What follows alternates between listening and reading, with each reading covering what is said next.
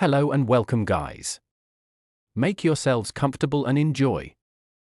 This is Affinity, Chaos. Chapter 861. The Secret Realm. In one of the numerous towns, a youth could be seen with a black cat sitting on his shoulder. This youth had blue skin and was speaking with one of the townspeople. The youth was Grey and Void. They had been here for a week now, and Grey had actually not only learned the language spoken here, but he had found a way to make his skin color change as well. Presently, he was pretending to be a water elementalist. He heard of a treasure appearing not too far from this particular town, so he wanted to get information about it. A few minutes later, and after asking more people, he managed to get the news of where the treasure was located. If he headed southeast from the town, he would find a huge tree. According to what he heard, the treasure was being born in this tree. He thanked the people there and rushed toward where the treasure was located. Although he found the fact that these people weren't bothered with the treasure, he wasn't too worried. With Void with him, he didn't need to fear anyone. If things became too difficult, he would escape. He had even created some teleportation arrays around. "What do you think the treasure is?" Void asked curiously. "I have no idea, I only heard about it not too long ago. I'm short on the details," Grey replied as they walked in the direction the townspeople pointed. A few minutes later, Grey saw the shape of the large tree. Before even getting there, he could already sense the aura of the people there. By the time he got there, he saw different people there, each had a different color to signify their elements. Grey didn't talk much and sat down some distance away. He looked around carefully and found out that he was the only human there. The rest of the people were from the Lutra race. After staying and learning their language, he found out that the people here were part of the Lutra race. Apparently, there were other secret realms that had other members of the Lutra race. Of all the people that came into this realm, Grey was one of the few people who had incorporated himself with the race almost perfectly. Others could barely notice the difference between him and those from the Lutra race.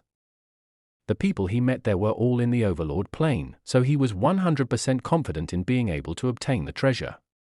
He reduced his aura to around the mid-stages of the Overlord plane so he wouldn't attract too much attention. Some hours later, the tree started to glow with a blinding green light. Green usually represented the wind element, so those who had the wind element amongst the people present were excited. The light shows that the treasure was of the wind element. The wind element. Not bad, Grey said to Void. I'm no longer interested in it. You can keep whatever comes out, Void said with a sad voice. He originally thought it might be something that would benefit him. Unfortunately, it was for wind elementalists, and there was nothing he could do with it. When the light got to its peak, a flower sprang out from the tree and it slowly opened up. Grey felt an intense amount of wind elemental essence and he couldn't help but feel refreshed just from breathing in the essence. Nice, I'm getting this. He was happy with what appeared. The other wind elementalists were all excited about the prospect of the treasure. First off, those on the Overlord plane here were all middle-aged or old people. This was just like the situation in the Azure continent. Since the Sage plane was the last plane, it was extremely difficult for them to break through to it. Getting to the Overlord plane was easy, crossing it, not so much. As soon as the flower bloomed, Grey's figure vanished. He wasn't the only one who made a move at that time. There were a few wind and space elementalists around. Even the lightning elementalists made a move as well. They were the only ones who were confident in their speed. But Grey got there before any of them. When he appeared, he had to spend a little time to make sure he didn't handle the treasure recklessly. The small time he spent there gave the others the chance to appear before him. He didn't get flustered by the number of people that were coming at him. He carefully took out the treasure, and with a blink, his figure was changed with that of another man. The man was a fire elementalist, and standing close to the flower, he was taken aback when he saw multiple people rushing at him. He couldn't even say a word before he was attacked by the first few who got there. Grey did the switch at the time when they were about to unleash their attacks, so they couldn't stop it. The fire elementalist fell to the ground, injured, All those who wanted to take the treasure turned around and they saw Gray's figure bolting away from where they were gathered. "After him!" One of the wind elementalists screamed. The others started to chase Gray. Gray looked behind him and gave a mocking smile. He had already prepared for a scenario like this. He created a teleportation array under a lake. When he got there, he dived into the water, and when he got to the bottom, he vanished in a flash. The lake was not too big, but others couldn't see the bottom part of it since it was pretty deep. They surrounded the lake in hopes of getting Gray when he came out. While they were surrounding the place, one of the people dived in a few seconds after Gray entered. Some seconds later, he came out with a baffled look. "He's not there," he said to the others who were waiting outside. "What do you mean he's not there?" a wind elementalist asked with an irritated voice. "I couldn't find him," the man said again. He came out of the lake to prove to them that he didn't find Gray. The reason Gray picked this particular lake was that it concealed the aura of the space element, so only a space elementalist would be able to sense that he used a teleportation array, and that person had to go into the water to find out. Chapter 862. Gray and Void appeared not too far from the city where Keith was captured. He didn't know what happened, but from the number of people he saw gathered outside, he was certain that something major must have happened. They were about to move when Void suddenly paused and looked in a certain direction. "What's up?"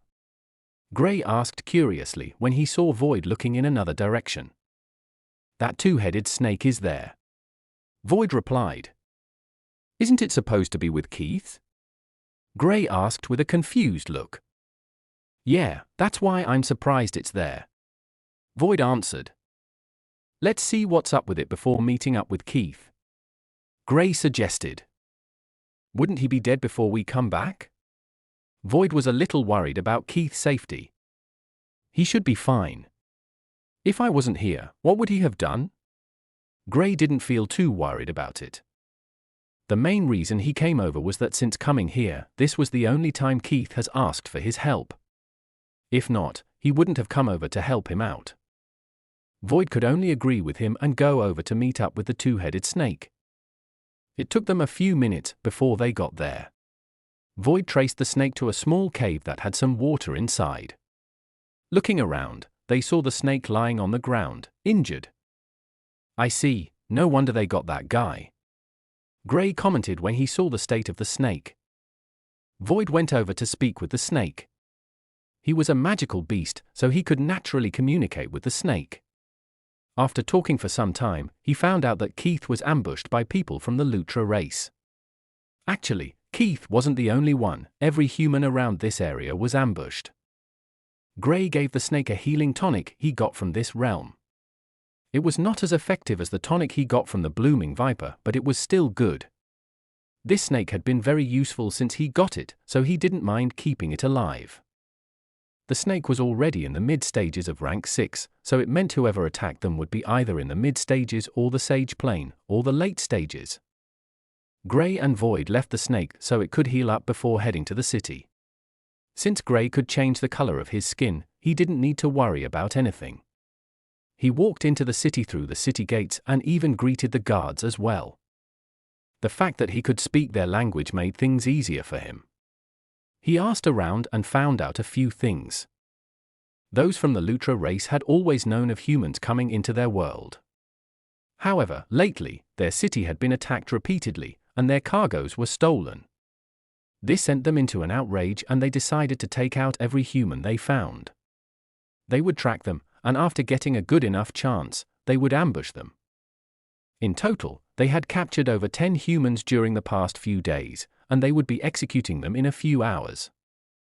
"I guess there will always be a bunch of troublemakers," Gray said softly.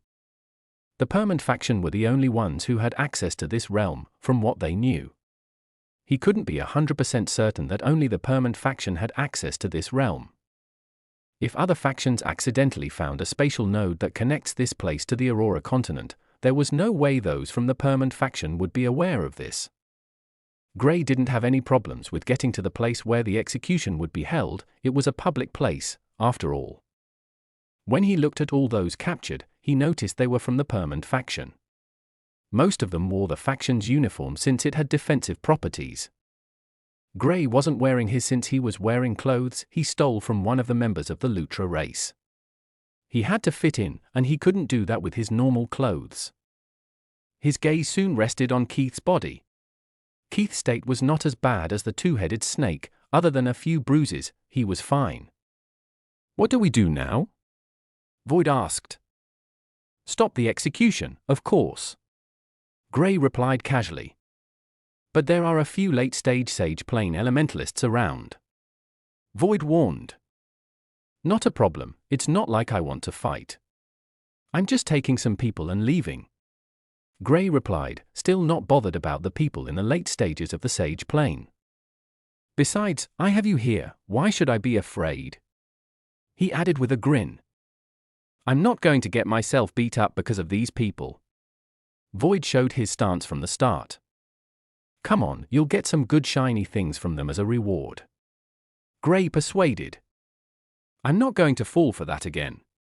Void snorted and refused to listen to whatever Gray had to say. Gray continued pestering Void. He wasn't interested in what the man on the stage was talking about. The man was talking about how humans came to their world and started to steal their resources and use them as objects of training. He planned to revolt against this, but the humans hadn't come this close to their high-rank cities. When Gray heard about what they had been going through in the past years, he couldn't help but shake his head at the cruelty of the members of the Syphilis faction. They had been using these people for experiments, causing all sorts of diseases and disasters. The people of the Lutra race had been searching for a way to make humans pay for their crimes. After the attacks on the city, they realized a group of humans was around. They sent out their strongest warriors, and after a few days, they captured this group of people. So Keith was unlucky and came to this area. No wonder even the snake couldn't do anything against them. They were ready for them. Gray thought in realization. Chapter 863. Gray and Void appeared not too far from the city where Keith was captured. He didn't know what happened, but from the number of people he saw gathered outside, he was certain that something major must have happened. They were about to move when Void suddenly paused and looked in a certain direction. "What's up?" Gray asked curiously when he saw Void looking in another direction. "That two-headed snake is there," Void replied. "Isn't it supposed to be with Keith?" Gray asked with a confused look. "Yeah, that's why I'm surprised it's there," Void answered. "Let's see what's up with it before meeting up with Keith," Gray suggested. "Wouldn't he be dead before we come back?" Void was a little worried about Keith's safety. "He should be fine. If I wasn't here, what would he have done?" Gray didn't feel too worried about it. The main reason he came over was that since coming here, this was the only time Keith has asked for his help. If not, he wouldn't have come over to help him out. Void could only agree with him and go over to meet up with the two-headed snake. It took them a few minutes before they got there. Void traced the snake to a small cave that had some water inside. Looking around, they saw the snake lying on the ground, injured. "I see, no wonder they got that guy," Gray commented when he saw the state of the snake. Void went over to speak with the snake. He was a magical beast, so he could naturally communicate with the snake. After talking for some time, he found out that Keith was ambushed by people from the Lutra race. Actually, Keith wasn't the only one. Every human around this area was ambushed. Gray gave the snake a healing tonic he got from this realm. It was not as effective as the tonic he got from the blooming viper, but it was still good. This snake had been very useful since he got it, so he didn't mind keeping it alive. The snake was already in the mid-stages of rank 6, so it meant whoever attacked them would be either in the mid-stages or the Sage Plane, or the late stages. Gray and Void left the snake so it could heal up before heading to the city. Since Gray could change the color of his skin, he didn't need to worry about anything. He walked into the city through the city gates and even greeted the guards as well. The fact that he could speak their language made things easier for him. He asked around and found out a few things. Those from the Lutra race had always known of humans coming into their world. However, lately, their city had been attacked repeatedly, and their cargoes were stolen. This sent them into an outrage, and they decided to take out every human they found. They would track them, and after getting a good enough chance, they would ambush them. In total, they had captured over 10 humans during the past few days, and they would be executing them in a few hours. I guess there will always be a bunch of troublemakers, Gray said softly. The Permanent faction were the only ones who had access to this realm, from what they knew. He couldn't be 100% certain that only the Permanent faction had access to this realm. If other factions accidentally found a spatial node that connects this place to the Aurora continent, there was no way those from the Permanent faction would be aware of this. Gray didn't have any problems with getting to the place where the execution would be held. It was a public place, after all. When he looked at all those captured, he noticed they were from the Permanent faction. Most of them wore the faction's uniform since it had defensive properties. Gray wasn't wearing his since he was wearing clothes he stole from one of the members of the Lutra race. He had to fit in, and he couldn't do that with his normal clothes. His gaze soon rested on Keith's body. Keith's state was not as bad as the two-headed snake. Other than a few bruises, he was fine. "What do we do now?" Void asked. "Stop the execution, of course," Gray replied casually.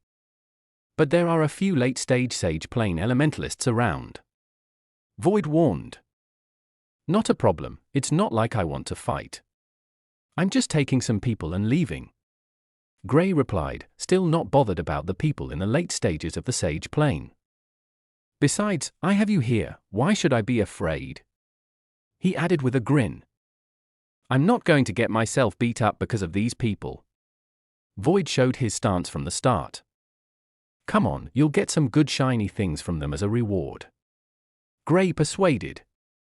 "I'm not going to fall for that again." Void snorted and refused to listen to whatever Gray had to say.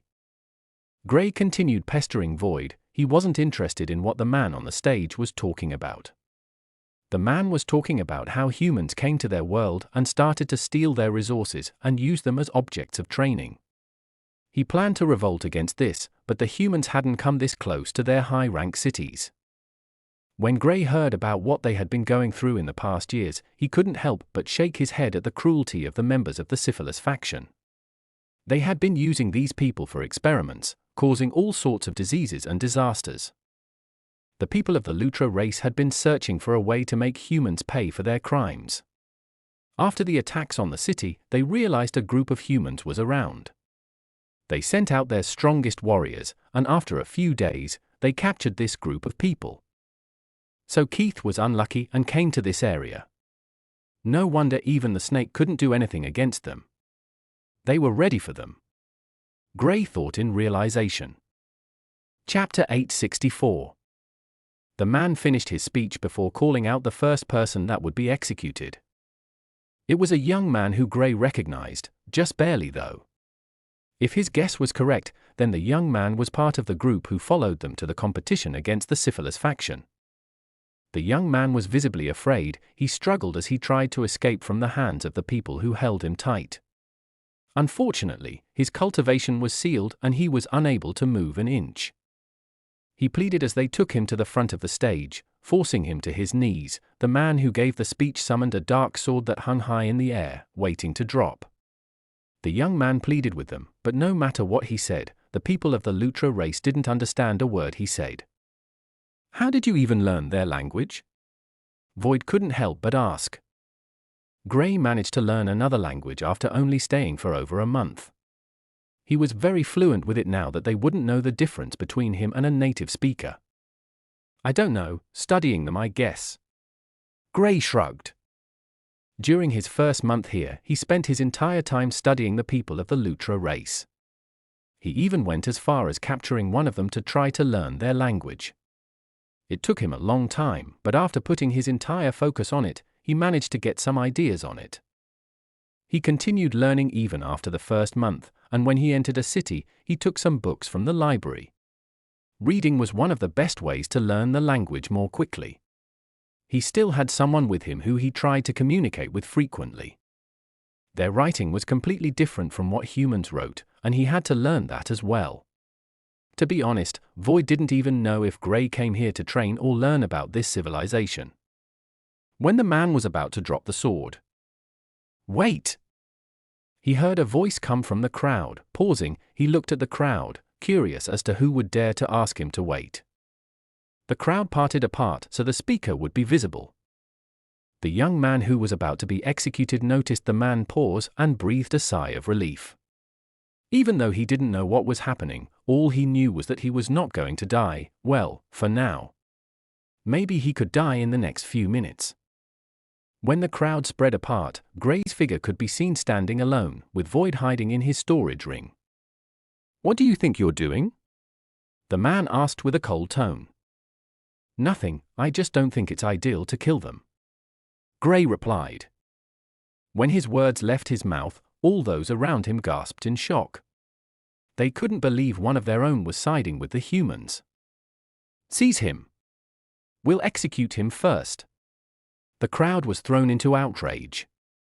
They rushed at Gray and tried to apprehend him. "Hear me out. You know fully well that these humans aren't the set that caused the deaths." Gray tried to explain, but unfortunately, they had no plans in listening to what he was saying. All they wanted to do right now was to kill him, along with the humans. Keith looked at the people and he couldn't help but take a double look at Gray's figure. He had hung out with Gray for a while, so he knew how he looked. This person had the same features as Gray, their only difference was color. Even the voice was the same. If not for the fact that he couldn't understand a word Gray was saying, he would have been 1000% sure that this person was Gray. "I'll wait and see." The people surrounding Gray tried to capture him, but he easily snuck away from their encirclement. He appeared a few meters away from the stage where the young man was to be executed. The man who wanted to execute him was slightly taken aback, but he hastily realized Gray wasn't the weak person he took him for. "Stand back, he's mine," the man told the others. Gray smiled before stepping back. "Void. I'm not coming out, fight yourself," Void replied coldly. "Seriously, you want to let me down now?" Gray didn't believe Void wouldn't answer him. "You're the one who picked a fight with them. Deal with it yourself," Void replied. The duo continued arguing while the man dismissed the dark sword he wanted to use in executing the young man. He was a space elementalist, so with a blink, he appeared before Gray. Gray forcefully ejected Void out of his storage ring. Unfortunately for him, Void disappeared the instant he appeared. "Damn it, Void. I'll give you 5 shiny things," he negotiated. 10. Void's voice sounded in his head. "Deal, now stop this guy while I save the others," Gray replied hurriedly. Void soon appeared in front of the man and he attacked him without warning. The man didn't expect a beast to appear in front of him, so he was caught off guard. Gray rushed over to where the young man was kneeling and freed him. "Okay?" he asked. The young man looked at him weirdly, unable to reply. Only after a few seconds of silence did Gray realize he used the Lutra race's language. "Are you okay?" he asked in their language. "Yeah, I'm fine." The young man nodded. Gray waved his hand and those from the Lutra race who were running toward them were frozen solid. He didn't kill them, only making sure they couldn't move. He didn't forget to free the others as well. "Void, we're leaving," he said internally. Just as he was about to teleport along with the others, he sensed a powerful aura rushing over. This aura was stronger than that of the man fighting against Void. "Couldn't they just let me leave without causing too much trouble?" he complained internally. With no other choice, he could only send the others away and stay behind.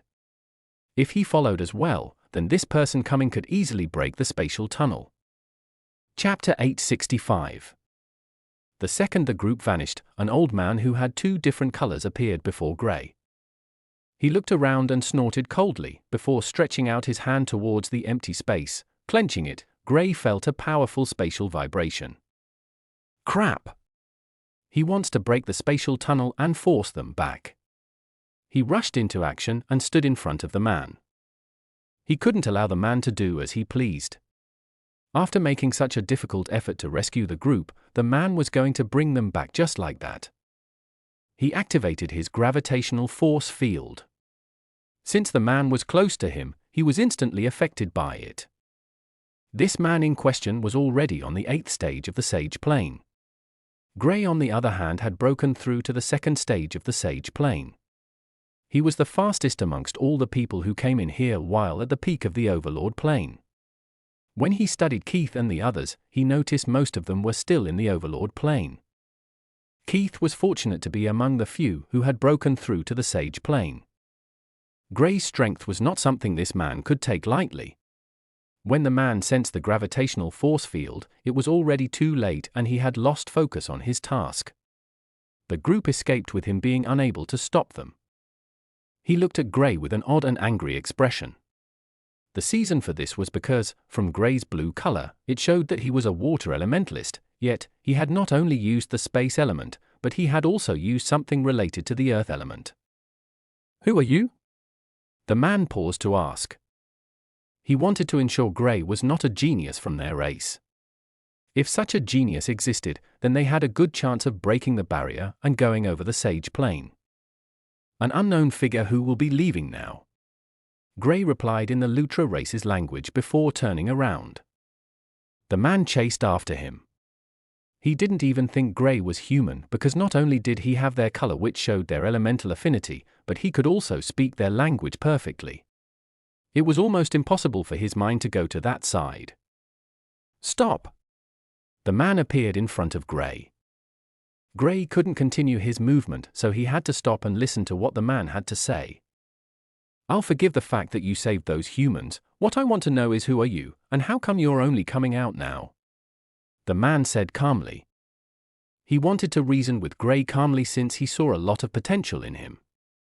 Also, if he could recruit someone like Gray under his wings, he wouldn't have to fear his opponents and could fight for what he wanted in the kingdom.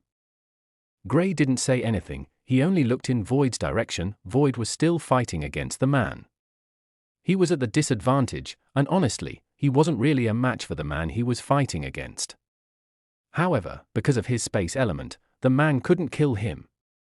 Void's mastery of the space element was miles ahead of Gray, and even if Gray manages to break through to the mid-stages of the Sage Plane, he still wouldn't have a better mastery of the space element.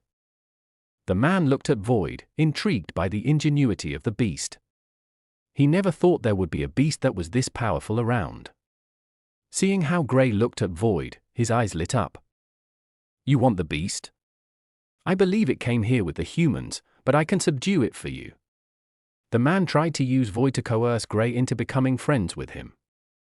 Gray didn't expect the man to ask him a question like this, so he froze in surprise. He still doesn't understand I'm from the human world?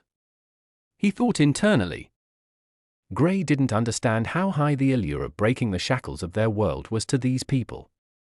If one person could break through and become an elemental venerable, then they would pave the way for the others. This was something they all wanted badly, so seeing someone of Gray's talent and understanding, he was just barely over 20 years old, the man wanted to find a way to recruit him and make him his successor. He didn't even mind going against the entire race for him. Unfortunately for the man, he had no idea that Gray wasn't from their race, rather, he was also one of those hateful humans. The man assumed that since Gray didn't speak and continued looking at Voids meant that he wanted him. He decided to take action and stepped into the battle. "What the hell, Gray? What are you doing?" Void couldn't help but complain when he saw Gray standing aside and the man he was supposed to fight against had teamed up with the man fighting him. He could barely hang on against this opponent, yet a stronger one was getting involved as well.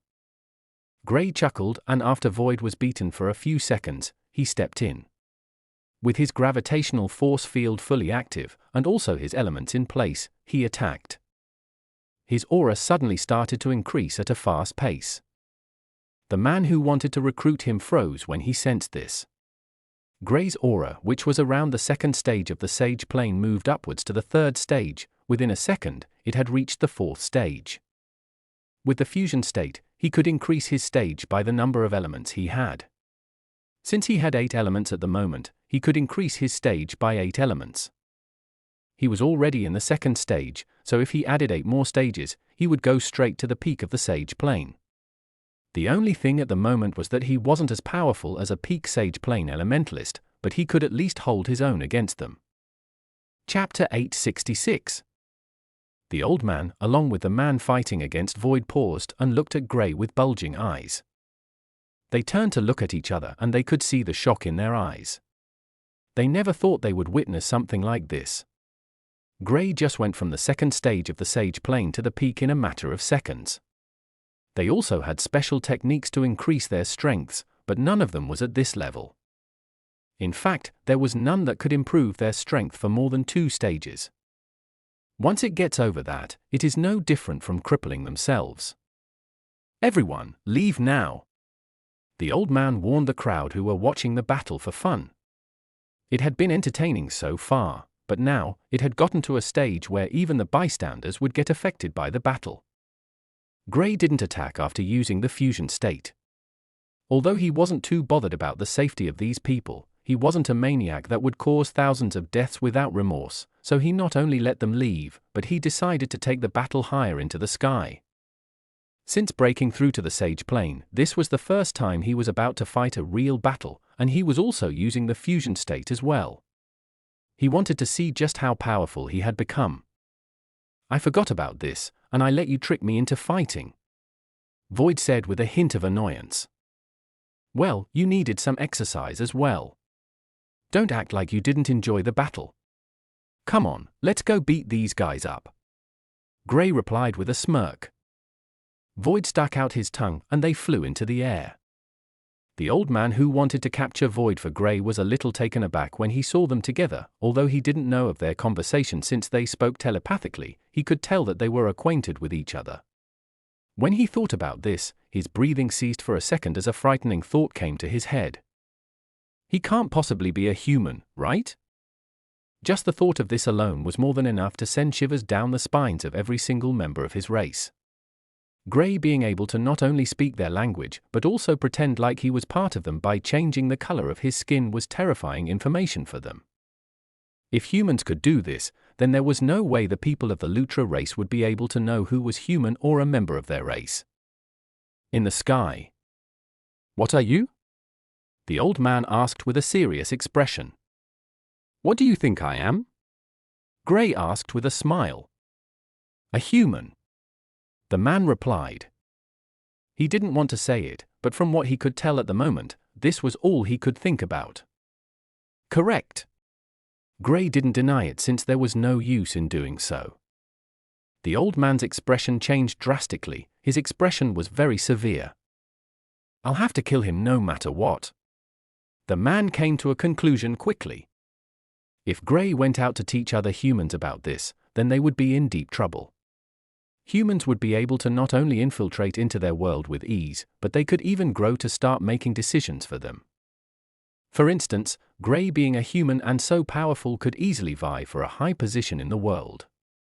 Once he becomes undefeatable, then he would start bringing in more humans and endanger the safety of those from the Lutra race.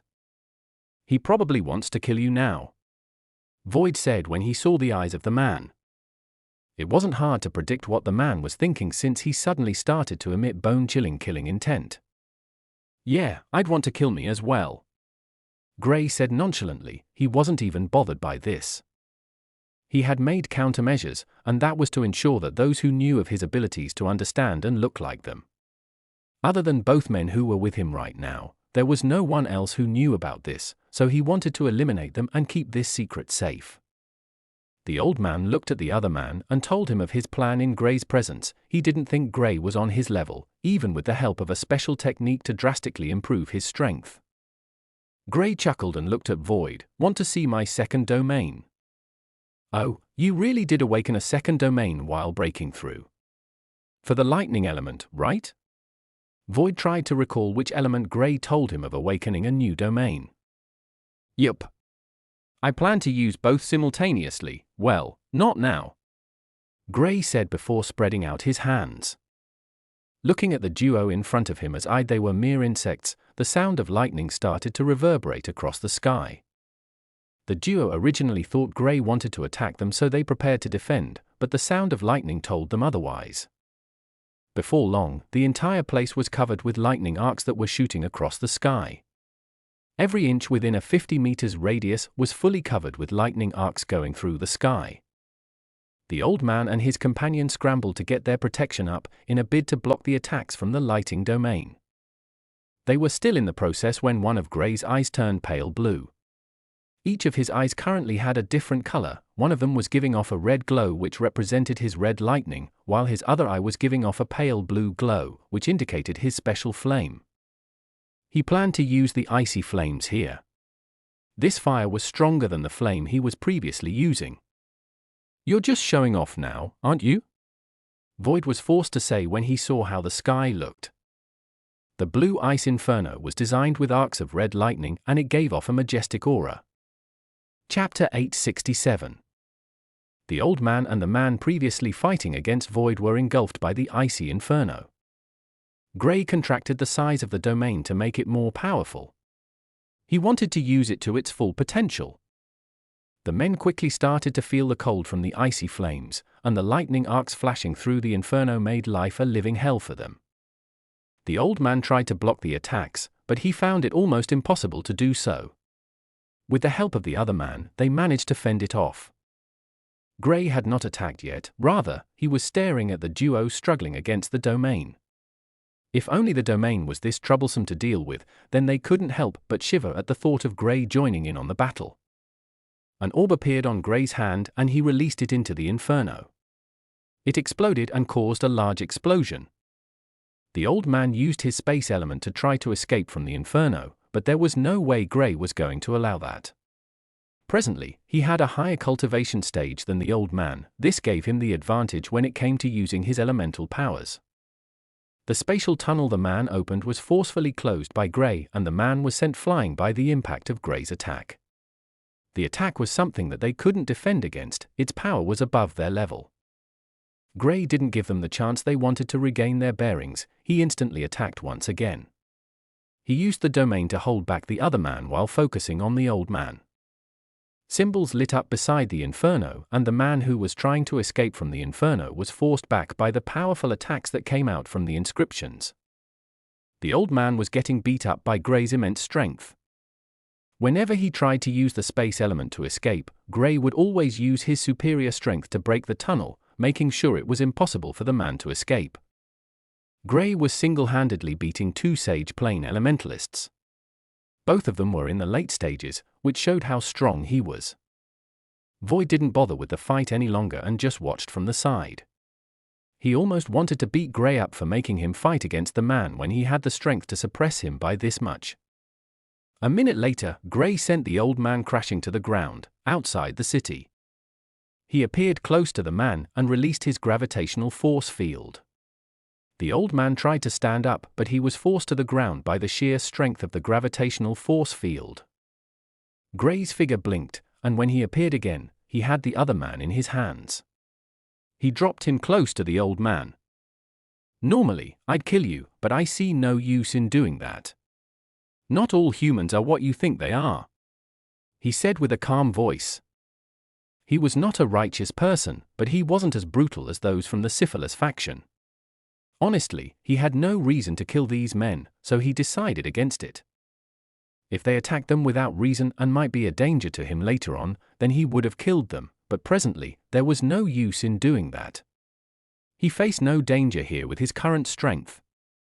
Both men exchanged glances before looking at Gray. They both clenched their fists angrily. How about this? Gray thought of the idea of striking a deal with them. It would be good if they could get people in this realm, but if not, it was also okay. Gray spoke with them, and after some time, they came to an agreement. They didn't accept Gray's deal since it was of no significant benefit to them, but they would speak with the others about it. Also, if Gray could give them something that could help them, then they didn't mind working something out with them. Gray accepted since it wasn't a bad idea. He would speak with the elder at the portal, and after hearing what they have to say, he would give them feedback. He let them go, but gave them something to track them with when he's coming back. Void appeared beside him with a nonchalant look. You let them go? There are things here that are useless to them, but very useful to us. It's best if we can change these things with them. Gray told Void his plan. Oh, I never thought you were this thoughtful, Void commented. Gray tried to smack Void on his back, but he changed it with a simple blink. Since Gray had exited the fusion state, he was no match for Void. Crazy, he muttered before heading in the direction of the cave where the two-headed snake was resting. When they got there, the group he saved was all there, waiting for him. I see you're all okay, he commented when he appeared. Senior Gray, someone from the crowd shouted. Who? Gray raised a brow, surprised by the way he was addressed. He was currently back to his original skin, and he even wore his uniform, so it was natural that he was recognized. What he didn't expect was being addressed in such a manner. The others gasped in shock when they heard how the young man addressed Gray. They had all heard of Gray's famous name, but he was very reserved. After the celebratory ceremony, they hadn't seen or even heard from him again. One of the things that made others recognize him easily was his handsome face. In the entire faction, there was no one who could match Gray in terms of handsomeness, so seeing such a handsome guy, they linked it to him. Keith walked over to Gray. Thank goodness you came early, they would have killed us before you arrived. He shook his head with a sigh. He hated the fact that he had to depend on Gray to get over this, but he knew his chances of escaping from a late-stage Sage Plane expert were very slim. In fact, it was 0. It's a good thing you're all right, Gray said to Keith. He looked at the others before asking if they were the ones attacking the caravans of those from the Lutra race. Only 2 groups agreed to this. Gray warned them against the idea of robbing them since he was trying to strike a deal with them. When they heard this, they were all stunned by the idea. Senior Gray.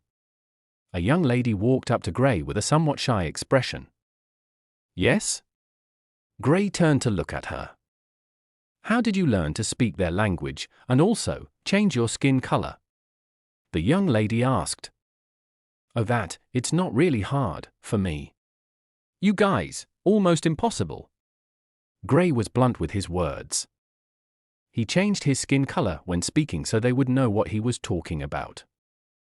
As for the language, it will take you all some time, but you can learn it, he added. The group was not too surprised by this. Changing their color was something they didn't even think of, yet Gray managed to not only do it, but he was very good at it. He spiked with them a little longer before giving them the healing tonic he had with him. Given his reputation in the faction currently, he was a figure most people looked up to. After they left, only Keith and the two-headed snake were left in the cave with Gray and Void. What now? Keith asked him. I'm leaving, there's nothing left for me to do here, Gray said to Keith. Oh, I'll stay a little longer.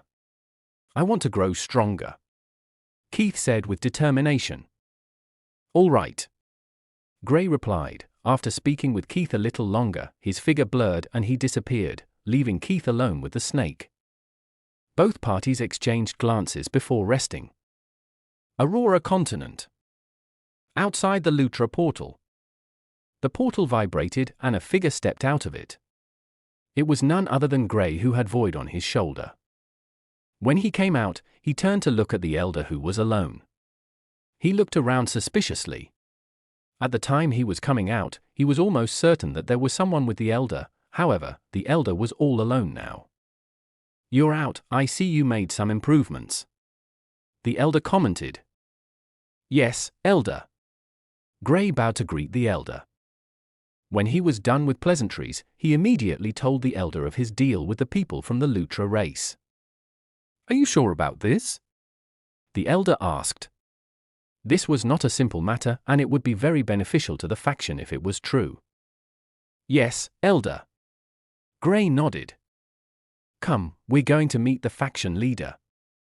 The elder tapped Gray's shoulder, and they vanished. Chapter 868.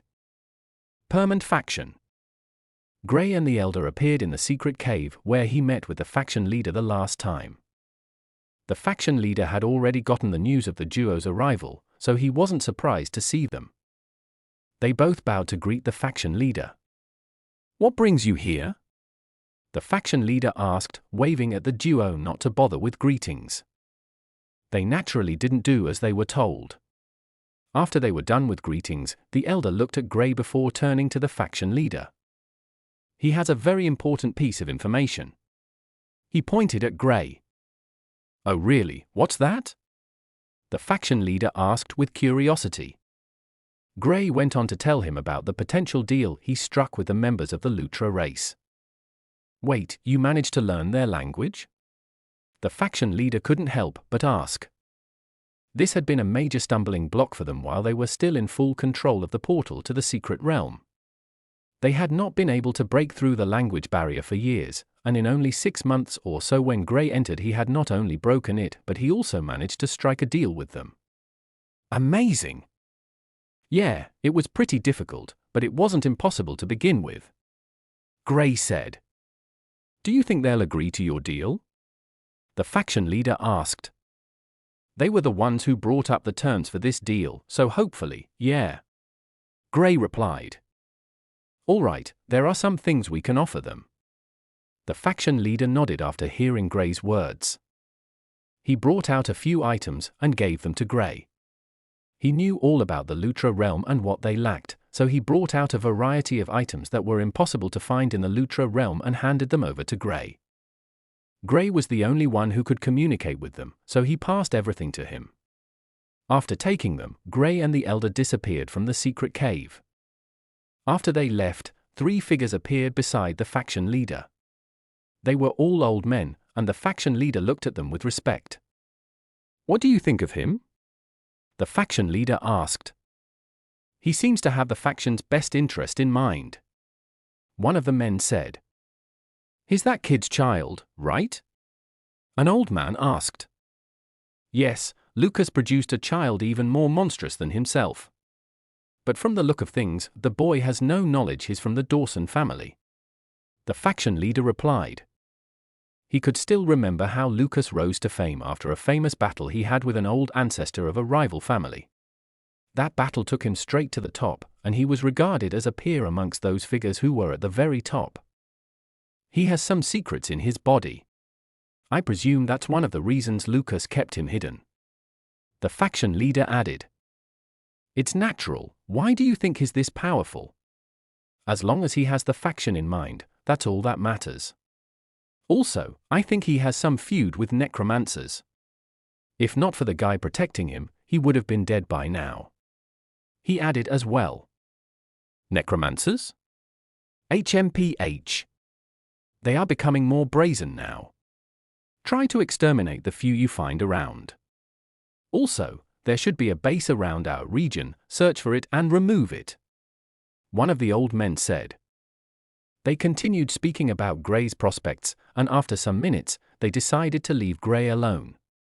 It would be best if he grows on his own.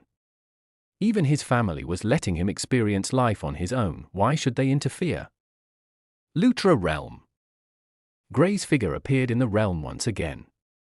It hadn't even been close to 20 minutes since he left the realm. The member standing guard there was surprised to see Gray once again. He hurriedly welcomed him. Gray nodded as a greeting before vanishing. When he appeared once again, he was already standing outside the city. With the device in hand, he changed his color and blended into the city with ease. He found a way to hide his face since even his skin color couldn't change his facial appearance, so it would be easy for the few who saw him the last time to recognize him. He stopped in front of a building that had purple flowers designing it. It was a story building with guards standing at the gate. Gray blinked and appeared in the compound. Walking around, he found the old man he beat up talking with another man. He appeared inside the office where they were speaking. "I'm back," he said as soon as he appeared. Both men were taken by shock when they saw Gray's figure.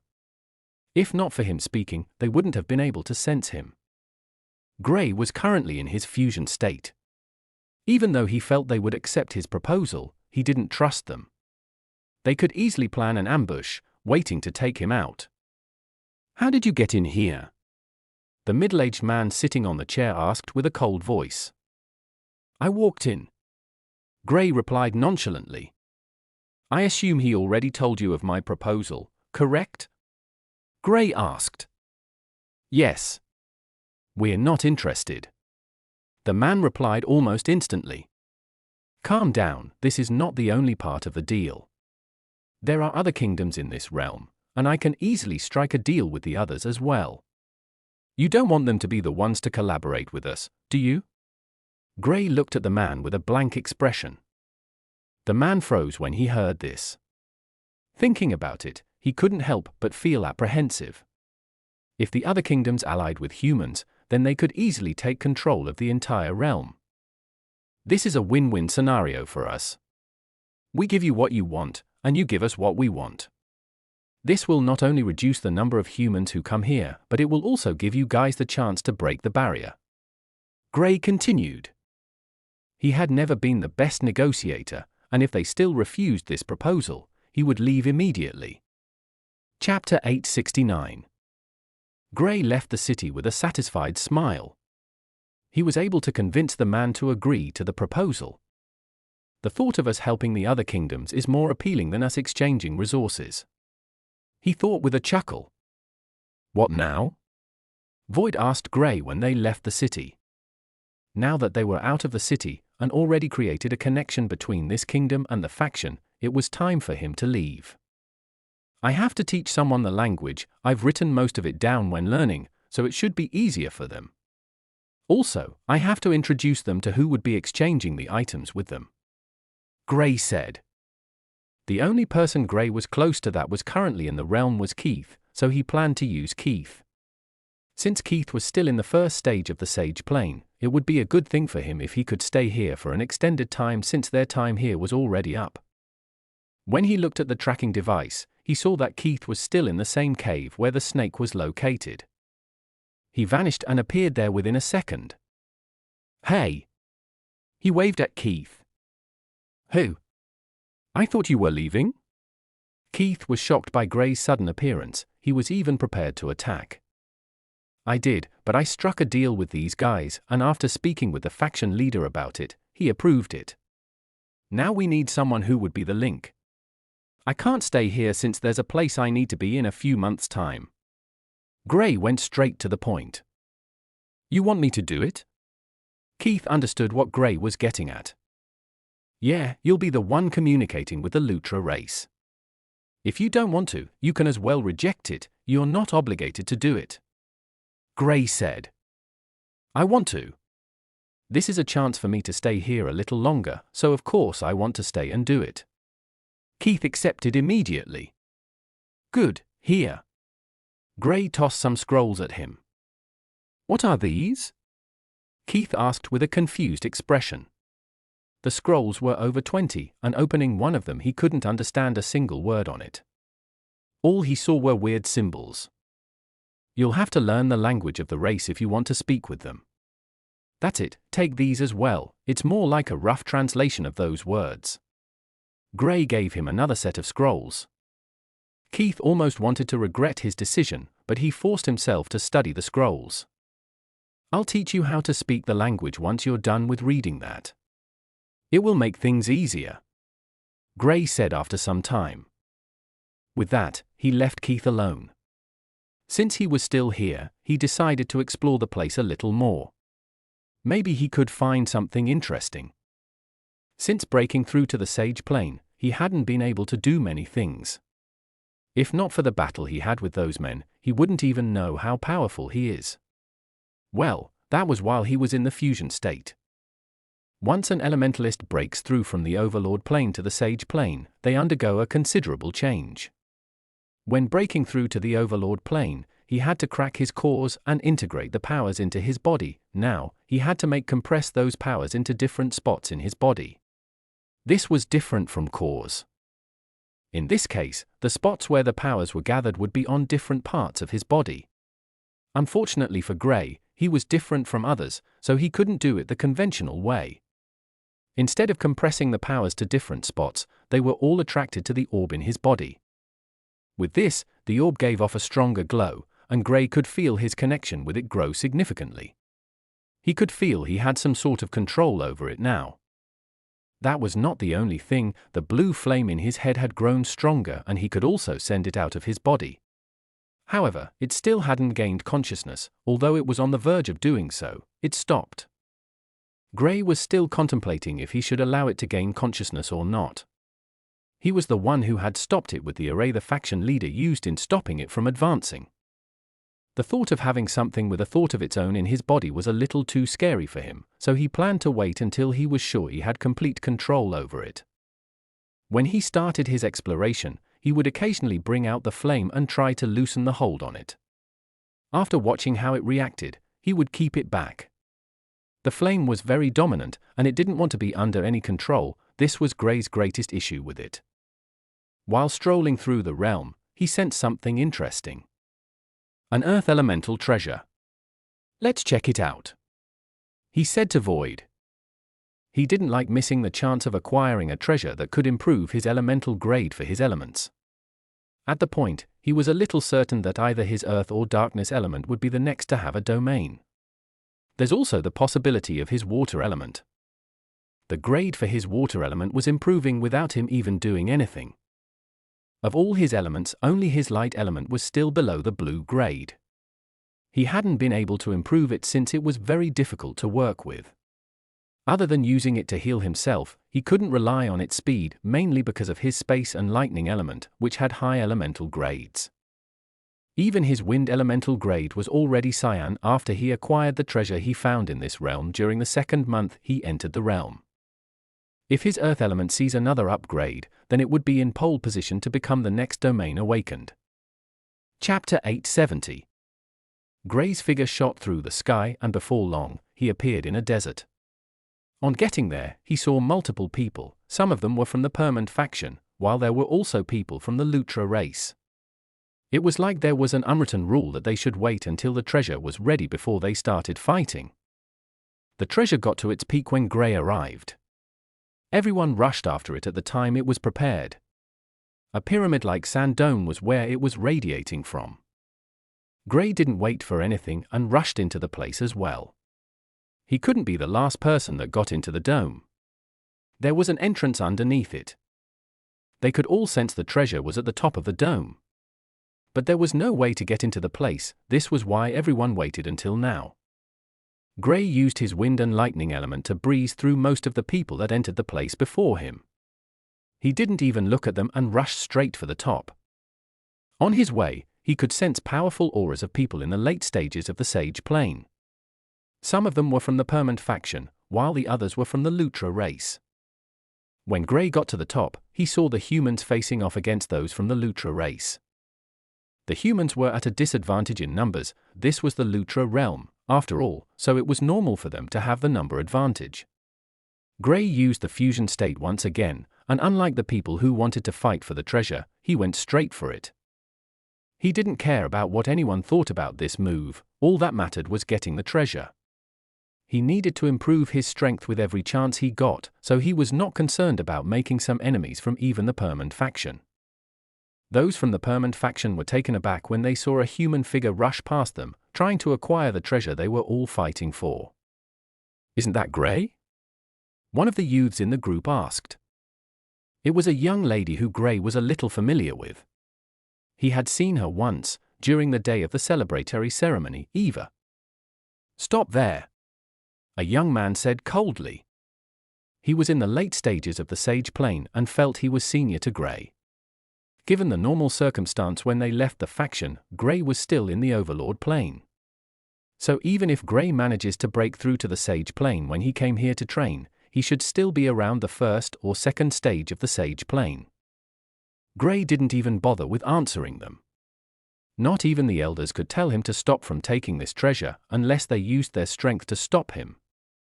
The people from the Lutra race who were at the late stages of the Sage Plane charged after Gray, along with the people from the Permanent faction.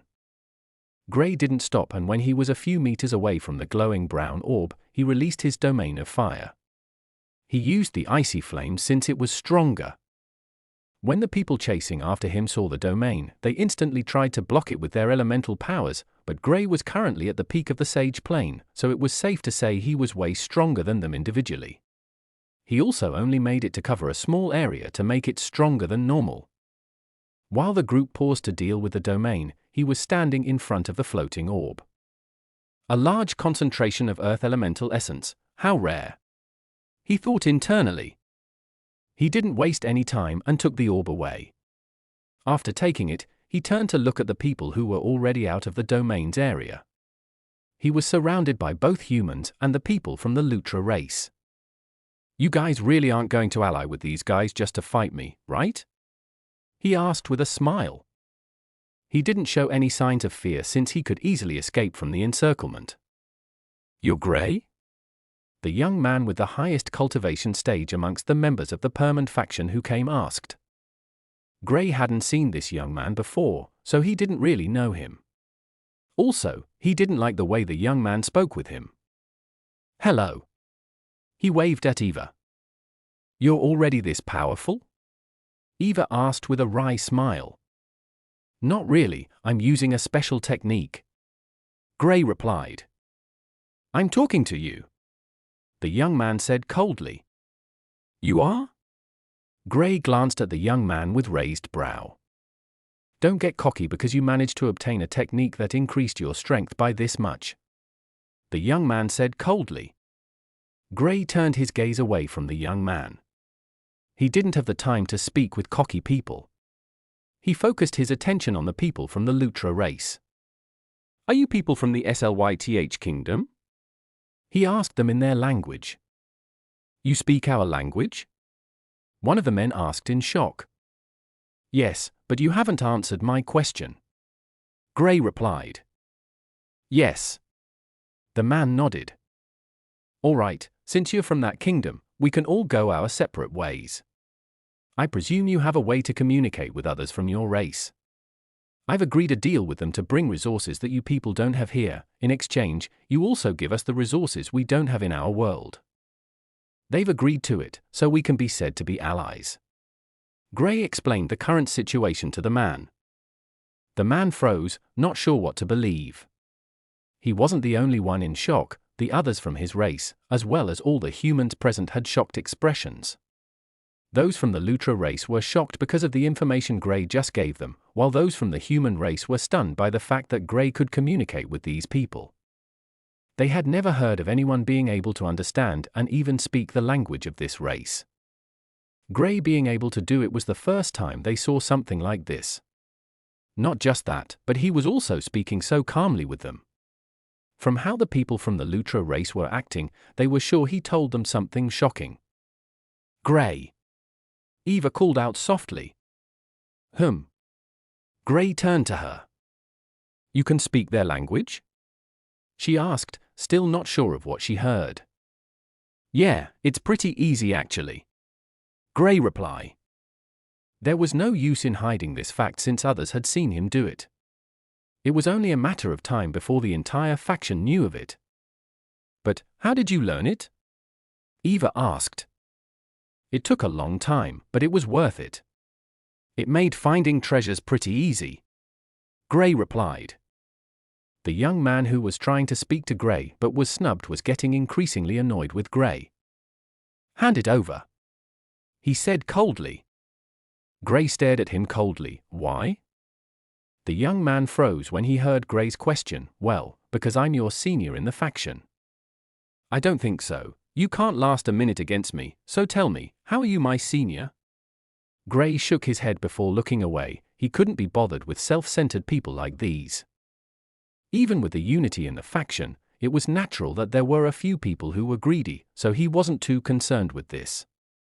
All he did was to speak with those from the Lutra race, and they didn't even try to attack him or even threaten him, yet the young man wanted to forcefully take the treasure away from him. Don't think you're the only one with a domain. The young man said coldly. Nathan, stop it. Eva said to Nathan. Shut up and watch me beat this unruly fool up.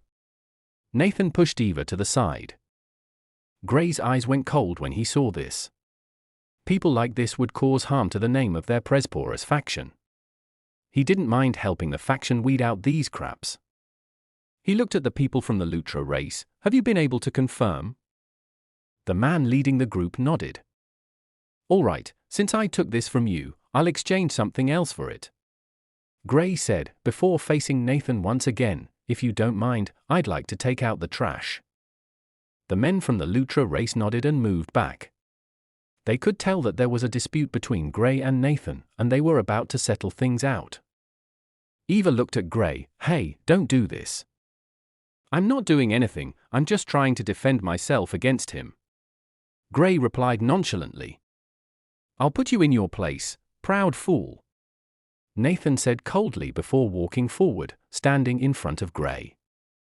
You just might regret this choice of yours, hopefully, it's not too late. Gray said calmly.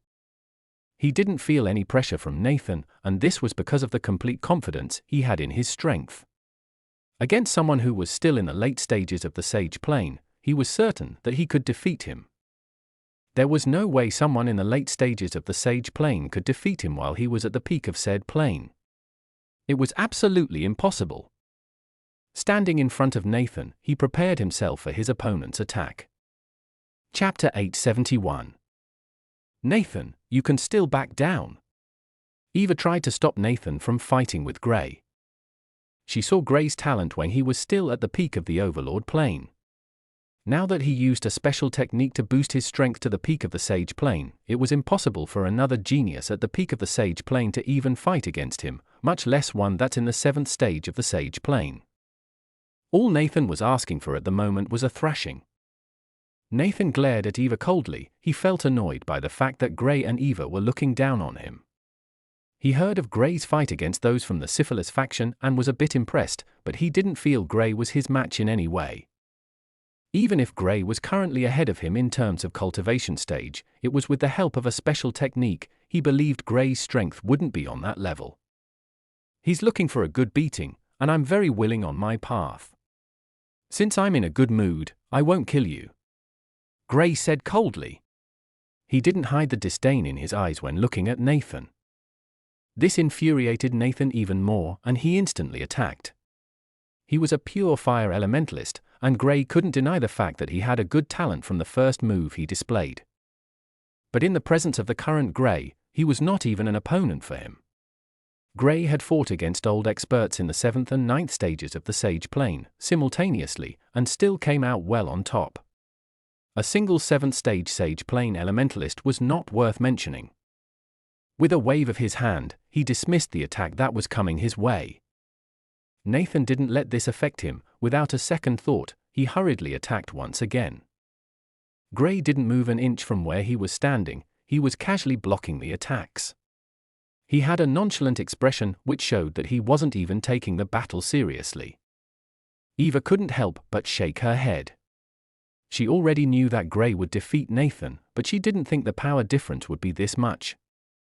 Nathan had fought against a 9th stage Sage plane elementalist from the Lutra race and won. This was one of the things that gave him this confidence.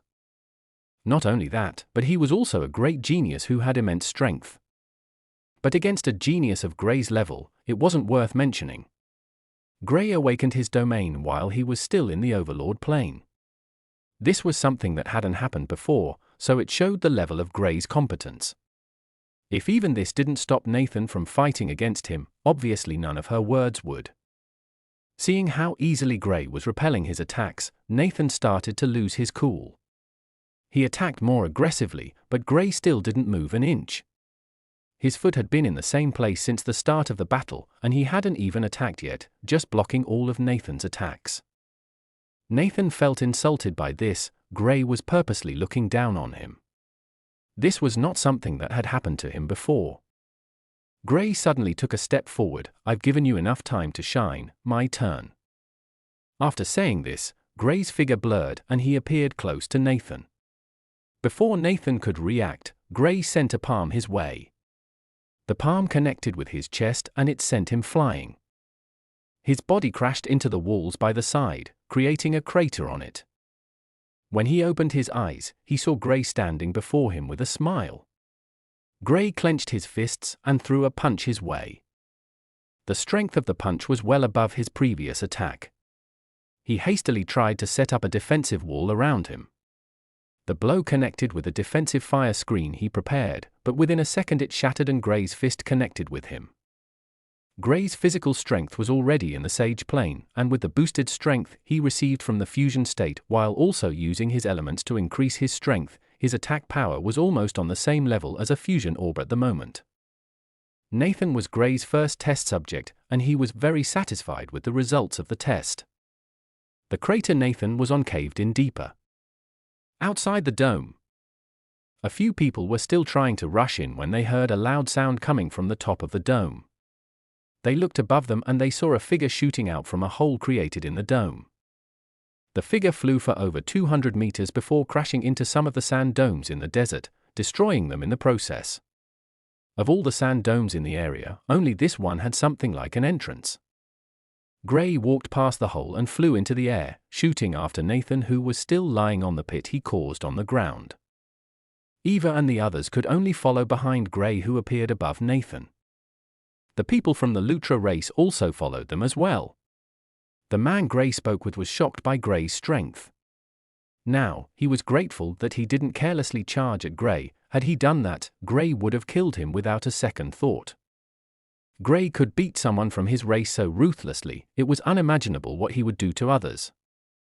Unknown to him, Gray didn't care what race his opponents came from, he beat them up the same way. The only reason he was refraining from killing Nathan was that they were from the same faction. Well, mainly because there were others here. Had they been alone, he would have killed him long ago. Standing in the air, he looked down on Nathan, who was struggling to get back on his feet. The only reason I'm not going to kill you is because we're from the same faction. If you dare to act in this manner again, I won't be so merciful, Gray said coldly. When he was done saying that, he activated his lightning domain. It was like Nathan was being judged by the god of lightning as they looked at the present scene. Gray stood in the sky above him, while Nathan was covered by a sea of lightning. Chapter 872. Nathan's cry of pain resonated in the entire desert. Gray's lightning domain was not to be joked with.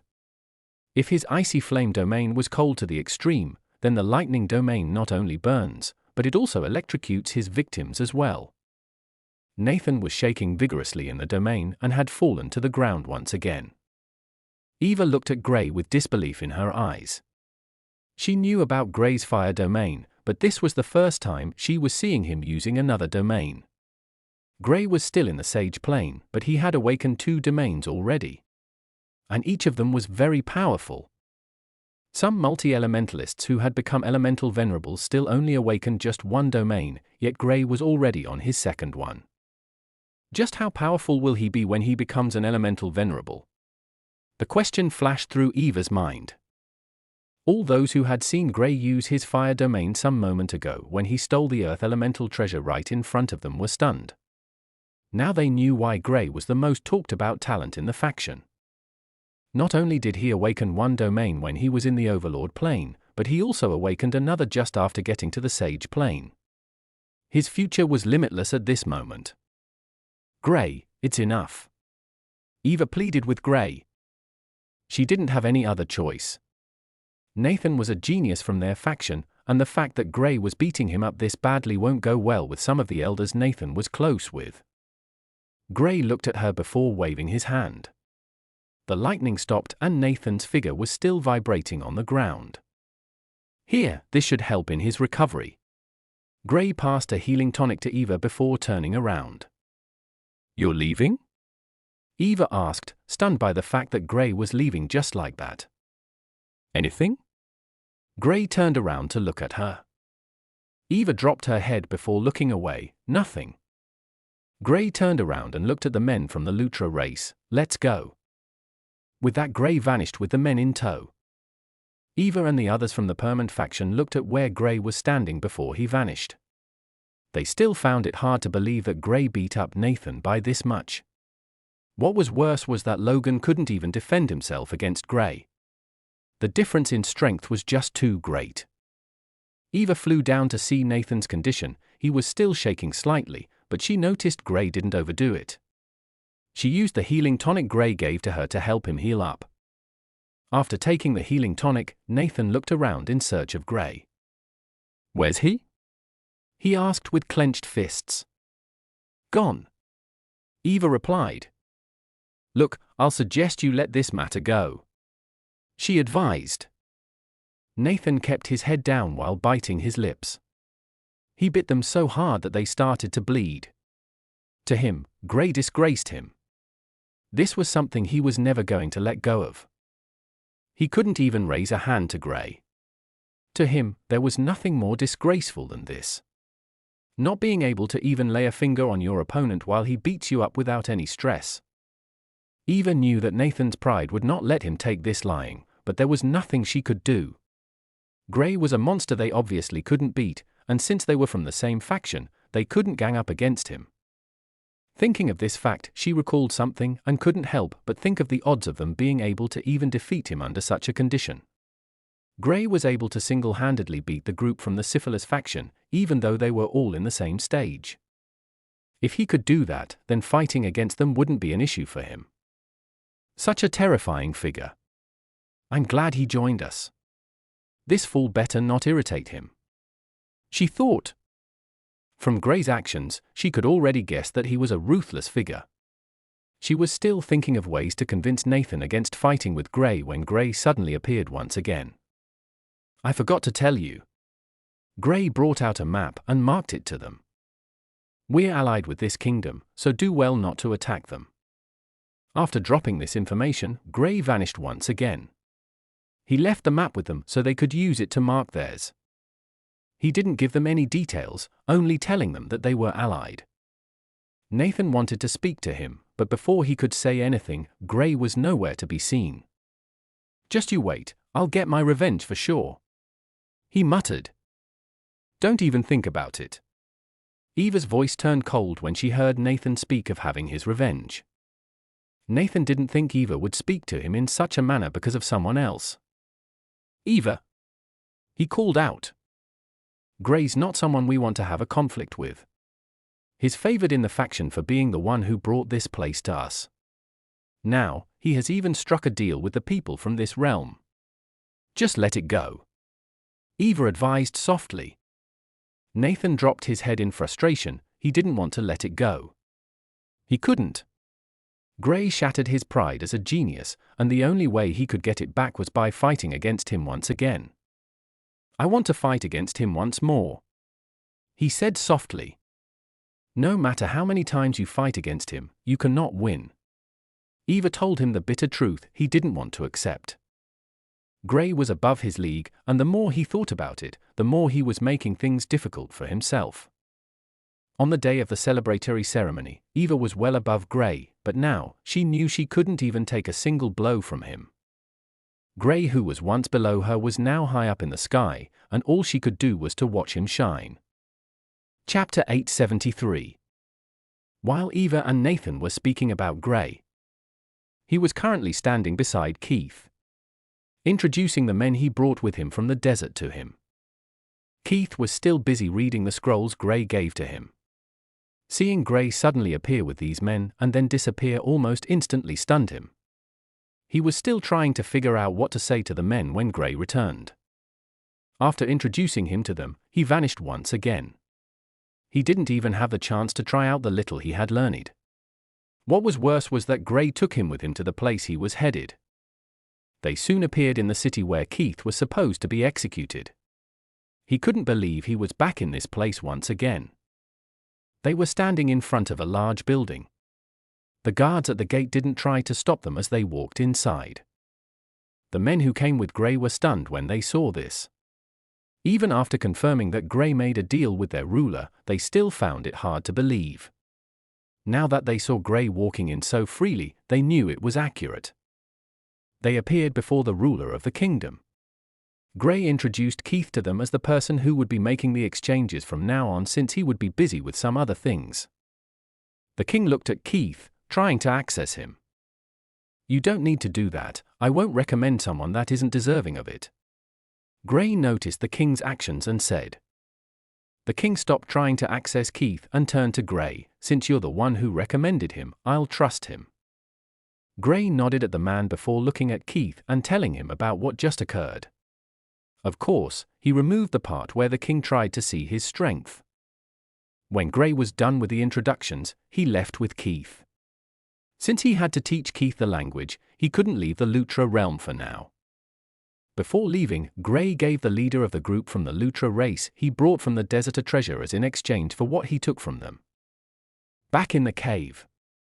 I'll be going for a seclusion cultivation. It will take about a week or so, Gray said to Keith before his figure vanished. Keith didn't even have a chance to say anything before Gray vanished. Gray appeared at the place he had been doing his seclusion cultivation since entering the Lutra realm. It was a serene place with a waterfall and a cave. There was not even a single magical beast in the area, much less a single person. He found this place a few months after entering the Lutra realm. This was the place he broke through to the Sage Plane, and he didn't experience any problems with people wanting the essence coming to him as he broke through. Standing in the same spot once again, he couldn't help but shake his head slightly. I'll be increasing my Earth Elemental grade, please watch over me, he said to Void. All right, Void replied. The moment Gray started his cultivation, Void disappeared.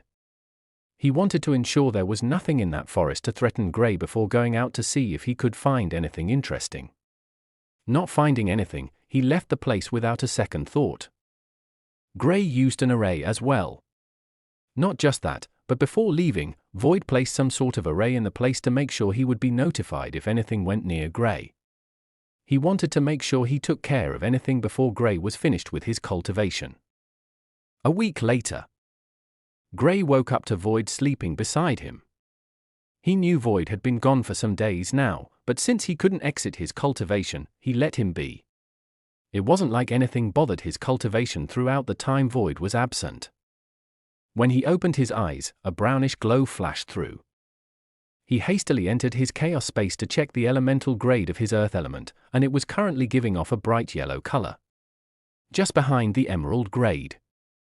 Of all his elements, the earth element had managed to become the second of all his elements. Where did you go to? He looked at Gray the moment he woke up. Nowhere, Void replied. I knew you were gone, Void. Gray looked at Void with a bland look. Were you disturbed? Void asked. You're avoiding the question, Gray said.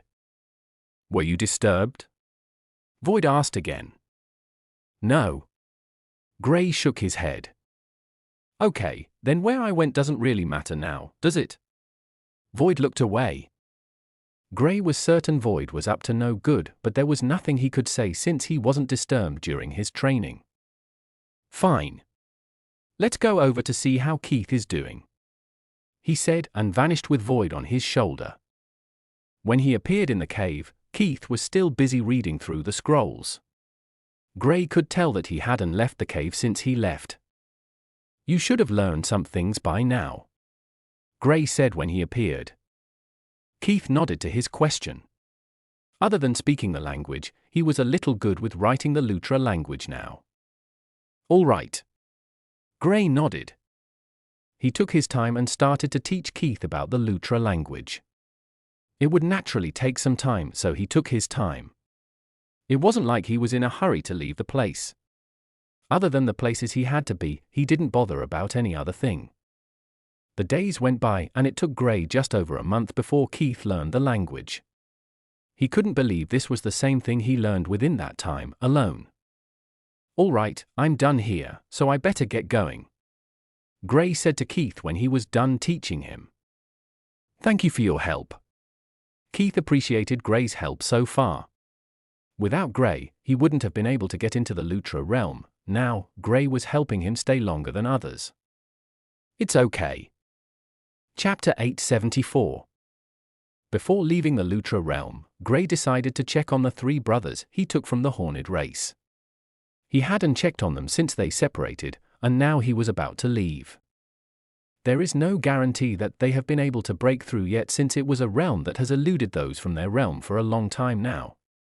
However, Gray had heard of people from other realms coming to the Aurora continent to break through the barrier of their cultivation. Unlike the Horned Race's realm, the Lutra realm was a little better since they could get to the Sage Plane. If the brothers could break through, Grey would be elated for them; if not, they would have to break through in the Aurora continent. Having helpers had made some of his work easier, so he couldn't possibly leave without them.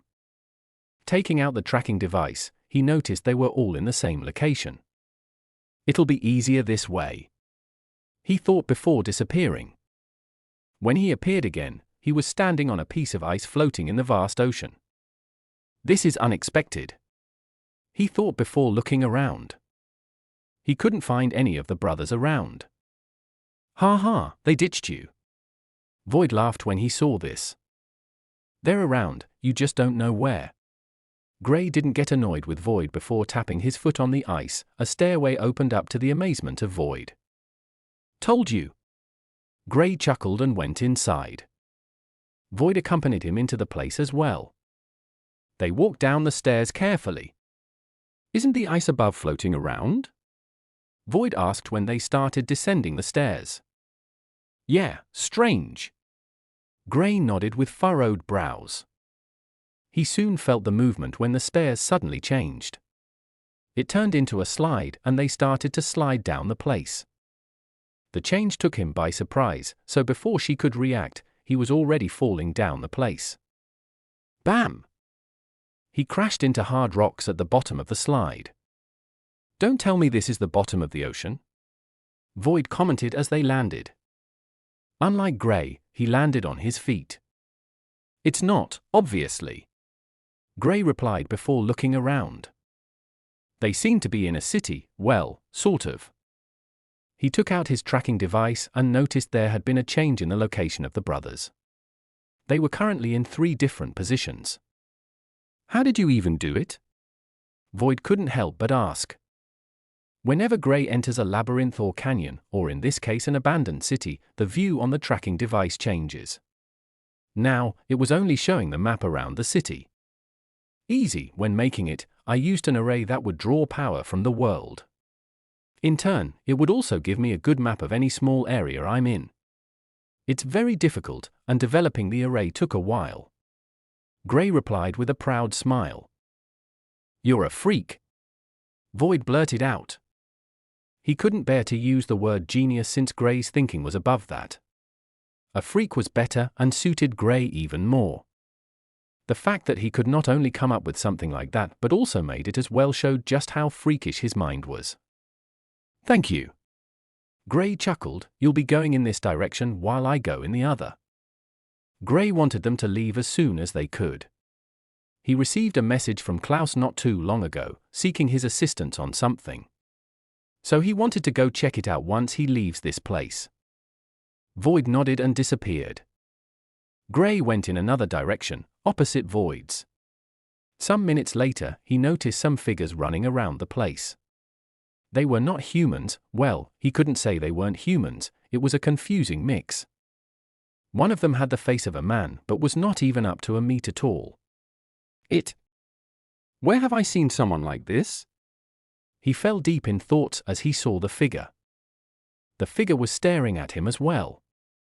His expression was one of malice. Yes, those things that control corpses. A memory flashed through his head and he recalled fighting against them while he was in the Azure continent. He almost killed them but they escaped underground. He didn't think there were more, and here as well. The people from this race were so small that it wasn't wrong for them to be referred to as midgets. Void, you're not going to believe what I just saw. He communicated with Void instantly. Those things we fought in the Azure continent? Void asked. Hey! You've seen them as well? Grey was taken aback when he heard Void's question. One of them is lying here, bowing to his master, me. Void replied with a playful laugh. Nice. I have a score to settle with them as well. I don't mind beating this one up. Grey said. If I recall correctly, these things are the ones that taught necromancers, so they should have a way to remove that mark from my body. He thought while staring at the man. Human, you have our mark. The man said. Yes, and I'd like it taken away. Grey replied. He didn't expect the man to be the first to speak to him. Whoever is marked should be killed, that's the rule. You're marked, that means you're a threat to us, and also a special tool as well. The man licked his lips. If not for the beards on the man's face, Gray would have called the man a baby when he saw him doing this. How long have you been here? Gray asked curiously. You'll die soon, there is no need to tell you. The man replied before rushing at Gray. Only when he attacked did Gray realize the man was not as simple as he looked. He was already at the peak of the Sage Plane, and it was easy to see that his strength was not that of a regular peak Sage Plane elementalist. He's suppressing his cultivation plane. Chapter 875. Unfortunately for you, I'm already undefeatable in the Sage Plane. Gray snickered internally and his aura surged. Boom! The attack of the man and Gray collided and the man was forced back a few steps. When he looked at Gray, his eyes opened wide and his mouth dropped. How? He blurted out unconsciously. Gray just went from the second stage of the Sage Plane to the peak in less than a second. This was something that shouldn't be possible. Unless he was hiding his cultivation. That's it. The man thought in realization. This was the only explanation he could come up with. He accessed Gray once again before nodding. No wonder you were marked. So young but already so powerful. You'll fit nicely into my collection. I was about to say the same to you. Gray commented offhandedly. He didn't feel any pressure from this man. The man might have strength above the Sage Plane, but since it was reduced because of the realm, he didn't have anything to fear. Gray's figure blurred as he charged at the man. Given the small size of the man, he found it difficult to hit him with straightforward attacks, so he switched to attacks that covered a large range. The attack power might be lesser, but it still didn't change the fact that it would still cause the man some harm. The man used the wind element, but Gray could sense a slight difference between when he was using the wind element and when this guy was using it. They exchanged multiple moves in a short time and Gray was the one who had the advantage. The man couldn't believe his eyes. He was an expert that had gotten close to the very top. If not for an unfortunate situation, he wouldn't have come to this stupid place to hide. The man's eyes glowed with a green light and a large tornado formed up in the spot where Gray was standing. The speed at which the tornado formed was so great that it caught Gray unaware. It picked Gray into the air and wind blades started to slice his body while he was spinning in the air. Gray used the earth element to form a force field around him. The force field was like a transparent screen that was very strong. None of the wind blade attacks managed to touch him when he did this. Gray tried to teleport out of the area, but he felt something restraining him. Now, he understood that experience was way more important in a battle. This man had been wary of his space element, so he used the tornado to tear the space apart. Apparently, if Gray dared to create a spatial tunnel to escape, it would instantly fall apart, not giving him the opportunity he wanted to escape. He was currently forcing Gray to stay in the tornado. Gray naturally wouldn't allow something like this to happen for too long. His earth screen was on the verge of breaking with multiple line cracks already on it. He waved his hand and an inscription lit up in the air. It was made from fire essence. However, there was something different about this inscription. There was a smaller one in the middle. A large flame shot out of the inscription with unbridled speed. The man was taken aback when he saw this and hastily tried to dodge. Doing this meant that he was distracted from attacking Gray with the wind blades. Gray took the opportunity and escaped from the range of the tornado into a safer place. He looked at the inscription with a smile. This was something he worked on during the time he was teaching Keith the Lutra language. He was trying out how he would be able to boost the strength of his elements with the other elements when the idea struck him. The wind element was very good when it came to increasing the attack speed of his other elemental attacks, so he tried to make a wind inscription in the center of the fire or lightning inscription. At first, both inscriptions were clashing since each wanted to be the dominant force when taking in the elemental essence from the world. It took Gray some time before he managed to navigate through this. Now, the result of his hard work has come forth.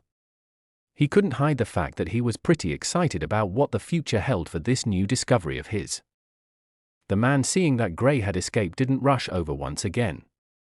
He could already tell that Gray was no easy opponent, and he didn't want to make any mistakes against him. 2 coffins suddenly appeared beside him and they opened up. Gray saw the figures of 2 dried corpses. One of them belonged to a human, while the other seemed like a beast-like creature. It was in a humanoid form, but there were scales and bumps on its body. "I'll have to take you seriously if I want you dead," the man said and pointed at Gray. The corpses rushed at Gray when they received the order. Both corpses were at the peak of the sage plane. Gray created more inscriptions as he started to fight against the corpses. The man joined in on the battle as well when he saw Gray was able to hold his own against the corpses. The entire area they were located shook heavily from their battle. Gray had been very cautious and made sure none of his attacks were unnecessary. Cracks started to appear on the side of the walls around them, and some of them fell to the ground. Gray paused to look at the man, but to his surprise, the man didn't have any plans of stopping. "Is this natural? Shouldn't he be afraid this place might collapse?" he thought internally. Since the man wasn't showing any signs of stopping, then he would not stop as well. "I wonder if Void's opponent was this powerful? Now, I doubt that." He shook his head at this thought. Void was only in the mid-stages, so it was impossible for him to fight against someone at the peak. Chapter 876. Boom! The place shook once again, this time, affecting the entire underground city. "Gray, did you feel that?"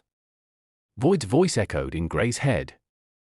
"I'm part of the cause," Gray replied as he dodged an attack. The man and his corpses were making things difficult for Gray. Even with his inscriptions, Gray was finding it hard to fight against the man. "Well, stop it, you're going to sink the entire place," Void said. "Do you think I haven't tried to? This guy's trying to kill me," Gray replied as he brushed through one of the corpses. He activated his gravitational force field and the corpse fell to the ground. Without wasting any time, he created an earth dome to seal it. The corpse tried to break free from the earth dome, but it was unable to. Gray hadn't been able to calm down before the man continued his attacks on him. Now, only one of the corpses was left, and with the man, he had to fight against 2 people. But he was very certain that this was not the man's full array of attacking options. He was still contemplating how to eliminate the second corpse when he saw another coffin appearing beside the man. "Crap!"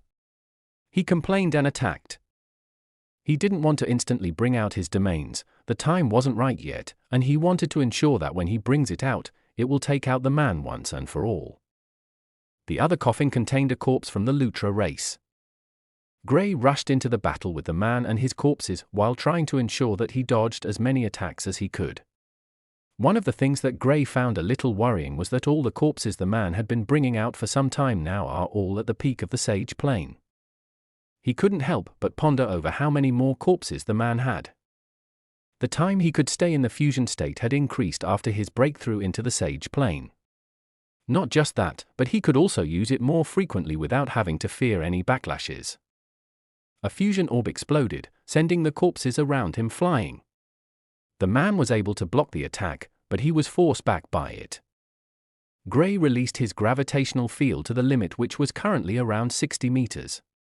He shortened the gap between him and the man, and once caught in the gravitational field, Gray used the wind element to bolster the speed of his attack, sending out multiple tendrils of darkness element into the body of the corpses that were still trying to recover from his previous attacks. Not just that, but he sent a lightning bolt in the direction of the man, striking him with it. The tendrils entered the body of the corpses, but Gray felt a sharp pain in his head. He gritted his teeth and his eyes glowed with a pale blue flame, and he looked into the listless eyes of the corpses. The man screamed in pain this time and grabbed his head. "I see," Gray thought internally. The man set a mental connection with his corpses. He was able to attack Gray's mind when he tried to mess around with them. When Gray noticed this, he quickly withdrew his spiritual sense from the tendrils he sent into the body of the corpses and attacked with a mental attack as well. The blue flame gave him a mental attack ability, and it had grown stronger now that he was in the sage plane. You little. Ah. The man was in the middle of saying something when he screamed in pain once again. This time, after Gray hit him with a mental attack, he struck him with a bolt of lightning as well. Smoke started to come out of his body. Now these guys are pretty much useless.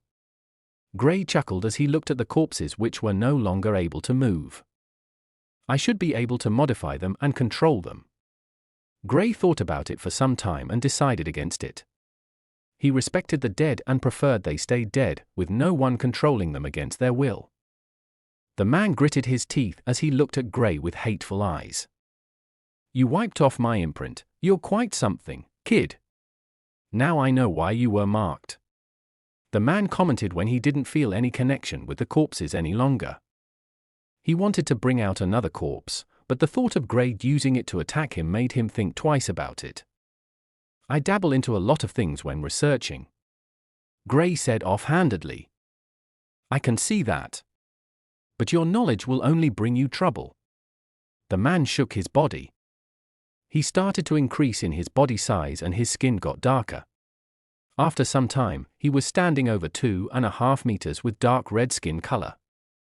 Gray could feel a strange demonic aura coming out from the man's body. During the Great War, if not for that moron, I would have been invincible. Now, I have to fight against a small kid using my secret strength. How low I've fallen. The man started to speak. Gray looked at the man as he spoke. He could barely relate to what he was saying. All he knew about was the Great War of Gods. From his guess, the man was probably referring to that. Are you referring to the War of Gods? He asked to be sure. That's what you call it? It's quite normal given how weak humans were. If not for that fall, we would have won the war without too many casualties. The man said with a reminiscing look. Gray's words made him recall the years of war. Gray listened to the man's words. He never thought he would actually see someone that was from the time of the War of Gods. He knew there might be people still alive given the lifespan of those powerful elementalists, but seeing one was still a little shocking. Chapter 877. You should be grateful that you're dying while I'm in this form. Not many people got to see my legendary form. The man snarled at Gray. Gray didn't say anything to the man as he tried to let the man's words sink in. He already guessed the man was from the era of the War of Gods, but from the small time the man was speaking, he heard about a human who managed to end the war, almost single-handedly forcing this race back. The stories he had read didn't have this many details on them, so he was very focused when listening to the man. The man suddenly stopped talking about it and attacked. Gray almost wanted to complain, but he refrained from saying anything and prepared to block the attack. When he saw the man charging into the range of his gravitational field, he released it, but his pupils shrank when he realized that the man didn't even flinch and continued charging straight at him. Ooh? He was slightly taken aback. Bang! The man threw a punch in Gray's direction, and when Gray tried to block the attack, he was sent flying, crashing into one of the buildings and destroying it. His fingers were broken. Oh crap! Void! Get those guys, let's get going. Gray didn't dare to even stay any further. From the first exchange, he could already tell the strength of the man exceeded the sage plane at the moment. Even in his fusion state, there was no way he was a match for the man. If he were at the peak of the sage plane, then using the fusion state, he might have a chance against the man. Before Gray could stand up from the rubble, he saw the man standing before him and he exploded out with his elements. The man blocked the attack with his physical body and attacked once again. Gray didn't try to block the attack with his body this time, rather, he used the earth and water element to create thick ice and earth walls. The man's fist connected with the walls and they broke apart in an instant. Gray scrambled to get away from the man's attack range, but his strength was something terrifying. His strength wasn't the only thing that increased, his speed also saw a significant increase. Even with Gray's space element, he still had no problems with keeping up with him. Gray's eyes glowed and he used his lightning domain. He noticed the lightning element seemed to have an impact on those from this race. The man stopped when he saw Gray using the lightning domain, not going into it. This confirmed Gray's hypothesis. With the small chance he got, his eyes glowed with pale blue light and he sent a mental attack at the man. The man froze when his eyes connected with Gray, and ice started to form around his body. Gray's mental attack not only attacks the mind, but it also has the ability to freeze his opponents. This was one of the greatest abilities of his pale blue flame. Seeing that it had some sort of effect on the man, he couldn't help but thank his stars that he encountered that necromancer who sent out that corpse to attack him. The man's body shook and he started to glow with a dark red glow as reddish smoke started to come out from his body. The ice on his body started to melt and he regained consciousness once again. "You're troublesome, kid. I'd like to kill you before you grow too powerful." He stated his feelings towards Gray blatantly. "Can't you let me go? I mean, we don't have any previous resentments," Gray said with a fake smile. Honestly, he didn't want someone like this man chasing after him. For the first time, he didn't have the courage to actually fight against someone on the same plane. Well, this man's not on the sage plane, he only reduced it so he could stay here. "Let you go? Never." The man sneered and attacked again. Gray released the lightning domain around him and used the fire domain to attack the man. "Void! Do you want me dead?" Gray asked internally. He was literally fighting a battle he couldn't win. If not for wanting to take out the triplet, he would have escaped already. If he wanted to run, not even this old monster could stop him. "Is he that powerful?" Void's voice echoed in his head. "Void!" Gray screamed his name once again. Fine, I'm on the last guy." Those guys really used this chance well. Void said. "I'll kill you." Gray yelled and Void finally stopped talking. Gray continued his battle against the man. This was a tough battle for him. He couldn't use his physical strength, which he was very proud of, and neither were his elemental attacks very effective. Only his lightning element seems to have some impact. The man didn't stop when attacking, he only avoided Gray's lightning attacks as well as the lightning domain. Gray created a fire orb and hid some lightning inside. When the man grabbed the fire orb and crushed it, he was met with lightning inside and he couldn't help but curse at Gray. The more he fought against Gray, the more he wanted to kill him. At first, he only wanted him dead because of the mark on him, but now, he truly wanted him dead. Gray was a huge threat to their resurgence. "Can you at least teach me how to remove the mark? At least I would like to learn something new before dying." Gray tried to get the man to speak. "Shut it and die," the man said coldly.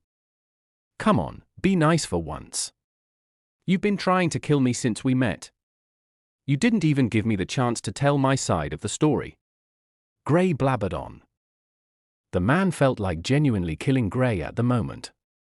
He didn't even want his corpse, he just wanted him dead. "Void, I can't hold on much longer." Chapter 878. Boom! The underground city shook once again. This time, the seal protecting it from water started to loosen and water slowly started to enter the place. Gray's figure was currently under the rubble. He had crashed into almost every building in the place. The man wasn't giving him any chances of fighting back, nor did he want him to escape. "Void?" Gray called out softly. "Got the last one, we can leave now." Void replied after some time. "Good." Gray felt relief and hastily rushed out of the rubble. He saw the man once again, but this time, he didn't try to fight against him. With the help of his two domains, he managed to force the man back for a second. This was more than enough time for him to make his getaway. The lightning domain was the real threat to the man and he didn't want to get caught in it. When he saw Gray trying to escape, he gritted his teeth and tried to pass the sides. Gray already anticipated this and he quickly expanded the range of the domain. Although its strength would reduce because of this, it would still cause the man some harm. The man was forced to pause once again and Gray rushed to the stairs he used in coming here. The man chased after him, not wanting him to leave the place. On his way out, he saw multiple corpses of his race on the ground. They were dead. He didn't fail to notice the lightning in the bodies of all of them. Gray was killing anyone he saw on his way out. It infuriated the man even more, and he burst out of the place. The moment Gray got to the ice floating in the water, he used his space element and tried to escape. Crash! Bang! The space was forcefully torn, and Gray's figure fell into the water from the sky. Even though the man was not a space elementalist, given his knowledge and strength, he had countless ways to stop a space elementalist from running away. Gray's figure bounced multiple times on the water before he sank down. He burst out within a second and stared at the man with an irritated look. "Let me go, you can't defeat me," he said coldly. In this state, I can't, but if I decide to use strength above the sage plane, I probably will be able to kill you before the world ejects me," the man stated. Gray's eyes narrowed when he heard this. The man was right. According to what Gray had heard, if someone above the sage plane enters this place with lowered level, since the person is not from this realm, they would be ejected if they use strength above the sage plane. Ejection comes with a risk since you wouldn't know where exactly you would be thrown. There are even cases of people thrown into other realms entirely. There's no guarantee that this man would appear in the Aurora continent if he tried to do this, and he knew of this as well. "You can't kill me," Gray said confidently. The higher the strength used, the quicker the ejection. If the man used strength just at the first stage of the elemental venerable plane, then Gray had 90% confidence in being able to survive it. On the other hand, if the man used strength above the early stages, he might be ejected before even laying a finger on Gray. I don't believe I can't kill you," the man chuckled before charging at Gray once again. "Void, can you help with this battle?" Gray couldn't help but ask for help. Even though Void is still in the mid-stages, he was very powerful. He could still cause the man some harm. "All right." Void appeared on his shoulder and nodded. Gray felt the pressure mounting up as he looked at the man's figure. Lightning is effective against them. "Use your lightning element," he advised Void as he exchanged blows with the man. Void nodded and shot out a lightning bolt. The man dodged the attack and punched Gray a couple of meters back. Gray steadied himself and used the light element to heal himself. When the man saw Gray using the light element, he instinctively retreated. Gray didn't notice this, but Void did. "Did you see that?" Void asked. "See what?" Gray asked, a little confused. "He's afraid of the light element," Void replied. "Really?" Gray didn't think the man would be afraid of the light element. "Yes, try using it again." Void nodded. The man was still in the middle of retreating while the duo finished their communication. Gray made an arrow that was from the light element. He had never used the light element for attacking, so he was a little hesitant. When he released the arrow, it was a stunning sight. The speed of the arrow was above any attack he had ever used. The arrow pierced through the shoulder of the man, and a horrifying scream escaped from the lips of the man. Gray saw smoke coming out from the place where the man was injured, and unlike his previous injuries, this one wasn't healing up.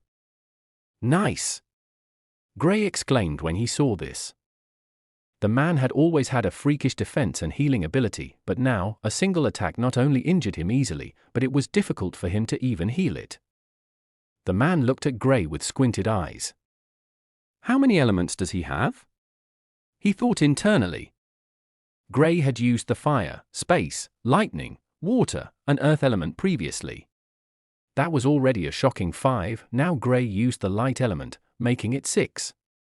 When he was thinking about this, he recalled something shocking. Gray used the darkness element as well when he tried to control the corpses. At first, he didn't really think of it, but now, he was stunned by that prospect. The kid has 7 elements. This discovery was shocking, to say the least. He couldn't believe his eyes. Chapter 879. I must kill him. The man concluded instantly. He couldn't allow Gray to leave this place alive. Gray, on the other hand, was contemplating some things. Before leaving, he took an elemental venerable talisman from the faction. The talisman surprisingly had the light element infused in it, but it was only for healing purposes. He exchanged for it in case of any chances he got injured by someone above his plane. Never did he think he would want to use it for attack purposes. Will it be able to hurt him? He thought internally as he looked at the man.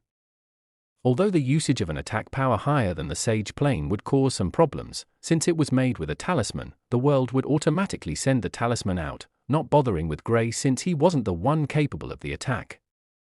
The man charged at Grey once again.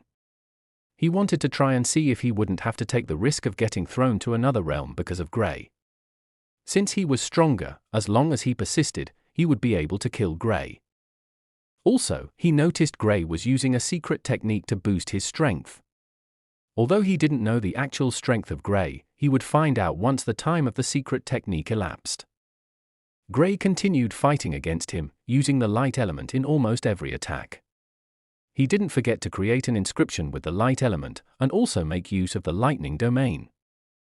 Void used the lightning element to distract the man as he fought against Grey. Boom! Bang! The waters churned as the battle intensified. Grey and the man were going all out, while Void was making sure the man didn't beat Grey up too much. The strength difference between Grey and the man was shocking. Given Grey's talent, he shouldn't have been dominated by the man since they were still in the Sage plane, especially with the elements he had in his arsenal. However, the man had a clear edge over him. Grey's figure was already bruised, but the light element has been able to help him recover quickly. 1 hour went by in this fashion as the battle continued. Grey and Void were being beaten up, but they were very resilient. The man was shaken to see that Grey was still in the fusion state, even after so long. There's no technique that can boost strength for this long. It's impossible. He screamed internally.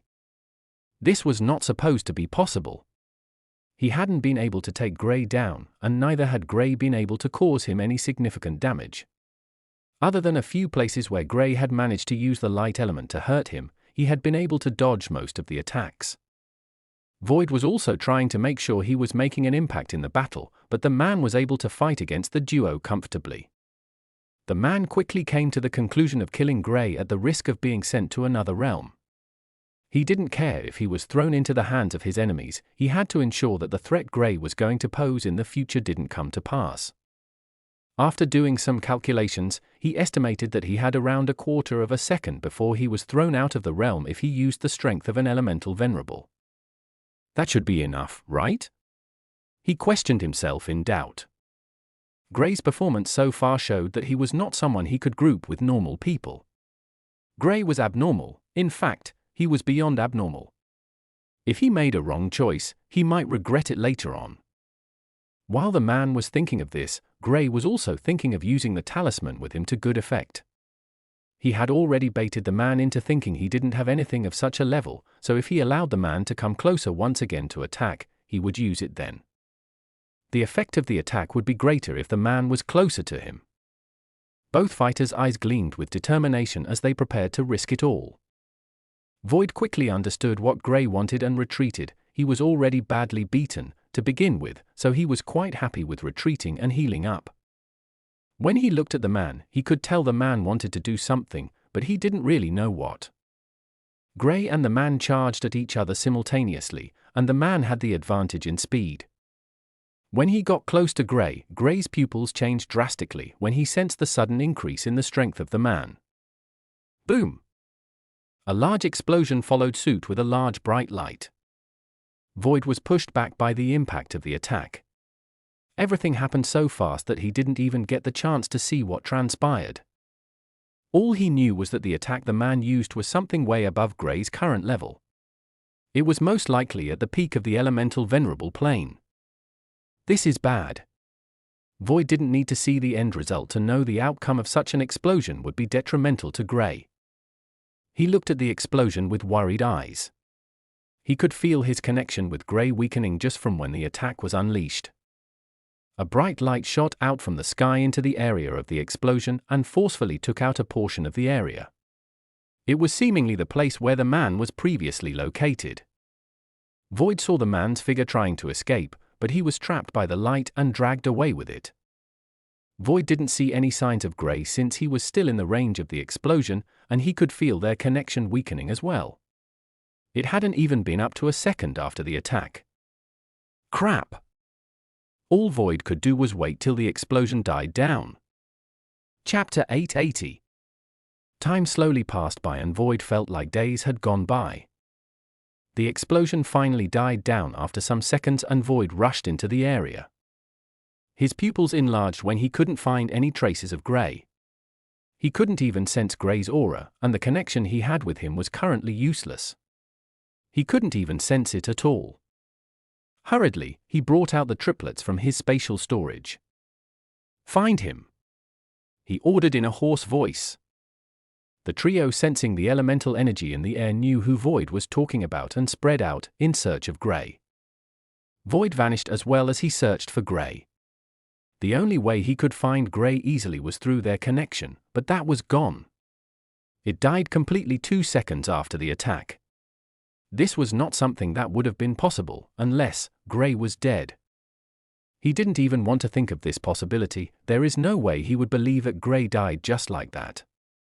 Given the situations he had been with Grey, he didn't feel this would take Grey down.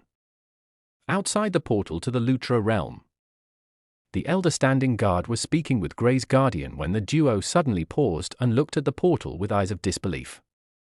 "Someone above the sage plane is in there," Grey's guardian said with squinted eyes. "Do you think?" the elder from the Perman faction asked with eyes of shock. "No one broke through from the Lutra race. It must be someone who lowered their plane to stay in there. I wonder what would make them take the risk of being ejected out of the world?" Grey's guardian asked thoughtfully. "Given the personality of that little boy, do you think he's involved?" the elder couldn't help but ask. Although he hadn't known Grey for long, from some of the stories the guardian had spoken of, Grey seemed to be quite the trouble magnet. "It's a possibility, but I hope he's not involved. An elemental venerable is above his level." The man shook his head. However, his expression changed drastically as he felt something in his storage ring. Bringing it out, it was an insignia that had a lion carved on it. It was cracked. "Impossible," he muttered as he looked at the insignia. The man could barely stand properly as he tried to rush into the portal, but he was pushed out. The elder, seeing the insignia, understood what was happening. That insignia was linked to Grey's life, and the fact that it's cracked showed that Grey was currently on the verge of dying. "You can't go in," the elder said calmly.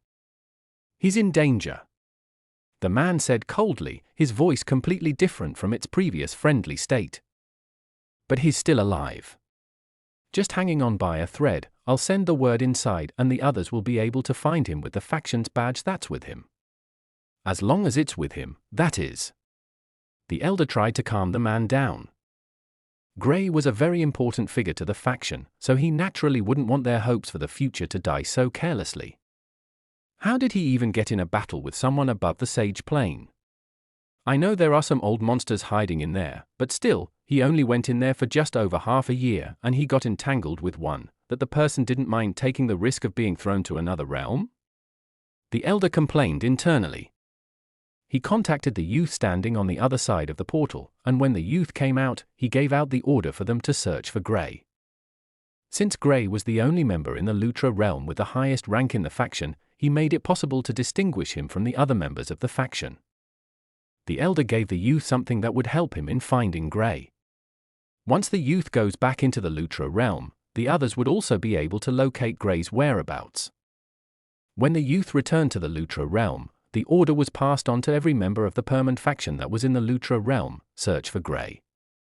They all felt the energy from the time the world ejected the man from the world, and all knew what it meant. Someone used strength that was well above the sage plane. When the members heard that they were to search for Grey, they all knew it was somehow connected to him since it hadn't been up to 10 minutes since the event before the order came. They all got the rough direction of where Grey was located, but not the accurate position. They would have to find out about that on their own. The entire Lutra realm was in a state of chaos, first off from the man being ejected, to the sudden movement of the humans. They were all headed in the same direction. Somewhere in the Lutra realm. Nathan and Eva exchanged glances when they heard the news of searching for Gray. "He's never up to any good. I wonder what he has gotten himself into now?" Nathan asked with a cold expression. He didn't have a good impression of Gray, so he naturally didn't like him. He must have been the one fighting against the person who used strength above the sage plane. Eva replied, "Why is the faction even bothered with him? If any of us were the ones involved in this, they wouldn't care." Nathan looked outside coldly, jealousy evident in his eyes. "You've seen his talent. If you are the elders of the faction, will you let such a genius be treated in the same way as the others? Let's go, stop whining," Eva said, and walked in the direction Gray was located according to the map on their badge. "If he isn't dead, I'll end him myself," Nathan thought coldly. In different places, most of the top geniuses went out in search of Gray.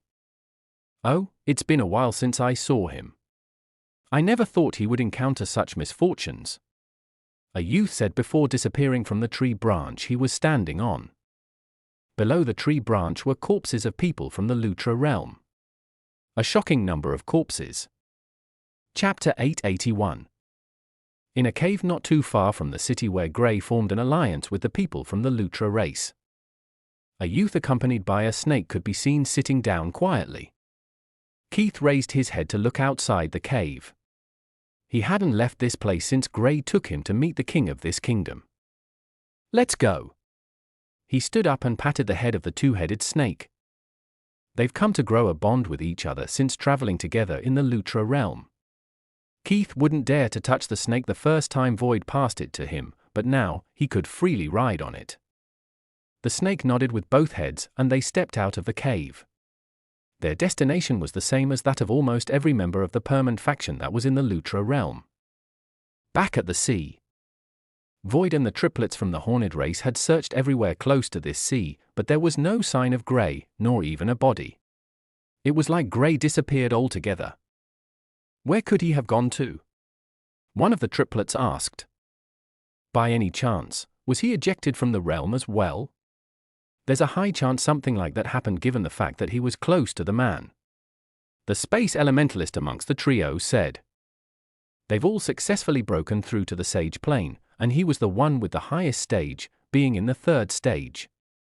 He was already very close to breaking through to the 4th stage as well. After being stuck at the peak of the Overlord plane for so long, it was not surprising that they broke through with such ease and are advancing faster than even Gray. The other two of the triplet were in the 2nd stage respectively, but they were not far from getting to the 3rd stage. No, he's still in this realm, we just don't know where. Void replied with a downcast expression. He had been trying to track Gray down with their connection, but it was futile. He couldn't even sense a bit of Gray's energy, which frightened him. He feared for the worse, but he was still hopeful for the best. The Lord is alive, let's spread out once again. We'll search the cities around this place. Even if we have to turn this entire realm upside down, we will find him. The first of the brothers Gray Court declared. They were forever indebted to him for giving them this opportunity to break through their boundaries, even though they still felt some sort of hostility towards him. Their gratitude to him for this chance overshadowed it. Void nodded and vanished. The triplet nodded and spread out in different directions. This time, they were determined to locate Gray. Somewhere in the Lutra realm. Far away from the sea, the battle occurred. A figure could be seen dragging himself along the ground. The current condition of the figure was beyond horrifying. Part of this figure's face was disfigured, leaving only bones that were covered in blood. More than half of the figure's body was missing. This figure was none other than Gray, who Void and the entire members of the Permanent faction were searching for. After crawling to a certain point, he stayed in the same position for some time. Crap! This is bad. His head was fuzzy and he couldn't even speak. He tried to reach out to Void, but it was impossible. He could barely see anything, and with a few more struggled breaths, he fell on the ground, motionless. Unable to sustain his body with just one hand any longer. Some minutes earlier, when Gray and the man were still fighting in the sea. after they charged at each other with Gray deciding to use the talisman in his hand. The man exploded out with a terrifying attack that made Gray feel fear. He didn't need anyone to tell him that the attack was that of someone above the sage plane. Even the early stages of the elemental venerable plane wasn't this powerful. The talisman he originally wanted to use as a means of attack, he quickly changed its uses. Not just that, but he also took out another talisman he had with him. It was an elemental venerable defensive talisman. Everything happened in a split second, and he acted accordingly. After using the defensive talisman to try to stop the attack, he waited until just after the attack hit him and used the healing talisman on himself. Even with the high level of the talisman, it was almost useless. The force that ejected the man from the world threw Gray to an unknown location in the Lutra realm. His current condition was unpredictable, and if he doesn't recover fast, he might most likely die from the injury. Gray's body remained motionless as time slowly went by. In the blink of an eye, 3 days went by, and he was still lying motionless in the same place. There was no movement from him the entire time, not even the sign of breathing. 3 more days went by and there were finally signs of movement, but it wasn't from Gray's motionless body, it was from the side. A figure could be seen walking close to Gray's body, 2 actually. To think we would be the one to find him. A young man's voice said slowly. Is this even him? The last time we saw him, he was well, alive. Another young man said with a shrug. It's definitely him, take a look at the signals from the badge. The other young man pointed at their badges which glowed. This was a feature programmed on the badges in case of a situation like this. Do you think he's alive? The other youth asked. He doesn't seem to be. Let's check him out to confirm. The young man replied. Just as he was about to touch Gray's figure, another person appeared beside them. Leave, pretend you never saw him. Even if you did, he's dead. The figure said coldly. Both youths looked at the figure, and after realizing who it was, they nodded and left without a word. Chapter 882. Nathan, what are you planning to do? A female's voice came from the side of the figure standing close to Gray's body. The figure was Nathan, and beside him was Eva, who had been with him since they entered the Lutra realm. Nothing, I only want to enjoy the moment of seeing him in such a state. Nathan replied with a blank expression. Eva sighed when she heard his reply. Nathan was slowly sinking into despair because of Gray's superiority over him. He still didn't want to accept the fact that Gray was stronger than he was. This will do you no good. We should take him out of here. Eva approached Gray's body. Nathan moved slightly and blocked her.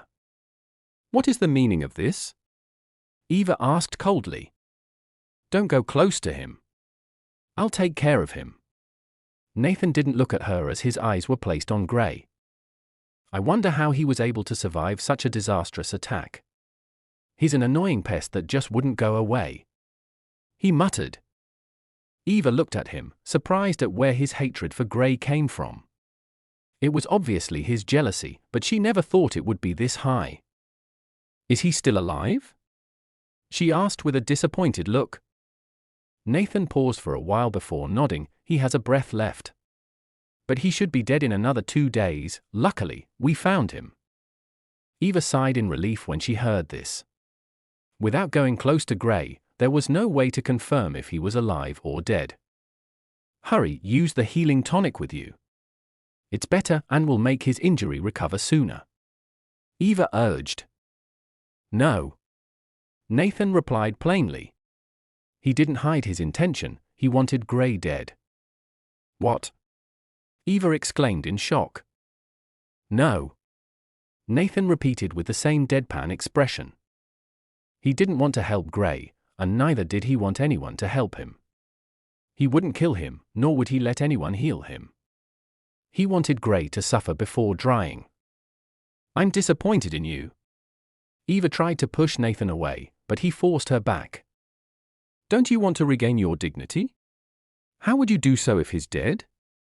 She asked with anger in her voice. I do, but it'll be better if he dies. Witnessing it is a better satisfaction than defeating him. It's not like I can kill him if I defeat him anyway, Nathan said with an evil grin. You're crazy. Eva couldn't believe what Nathan was saying. The duo were still arguing when a figure walked into the scene.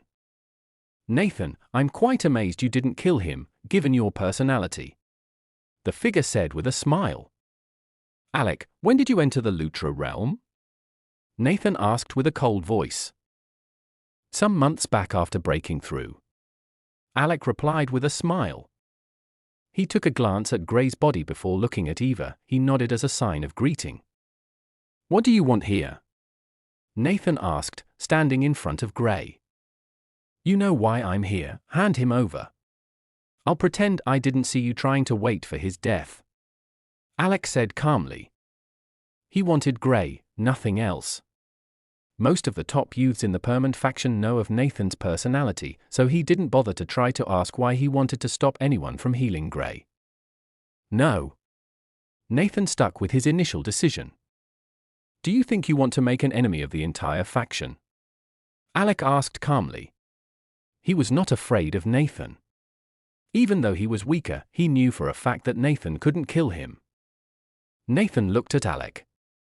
Unlike Eva and the two youths who found Gray first, there was no way for him to get Alec to shut his mouth about this. He thought about the issue for some time before moving to the side. Leave, I'm not that stupid to get so close to you, Alec said with a smile still on his face. Nathan scoffed before moving away from where he was standing. Eva felt some relief when she saw Alec was able to come to Gray's aid. If it were someone else, then Nathan would have found a way to convince them, but with the close relationship Alec and Gray shared, well, that's how they see it, she felt Alec wouldn't let him die. How did you get to this point? Alec shook his head before bringing out the healing tonic he had with him.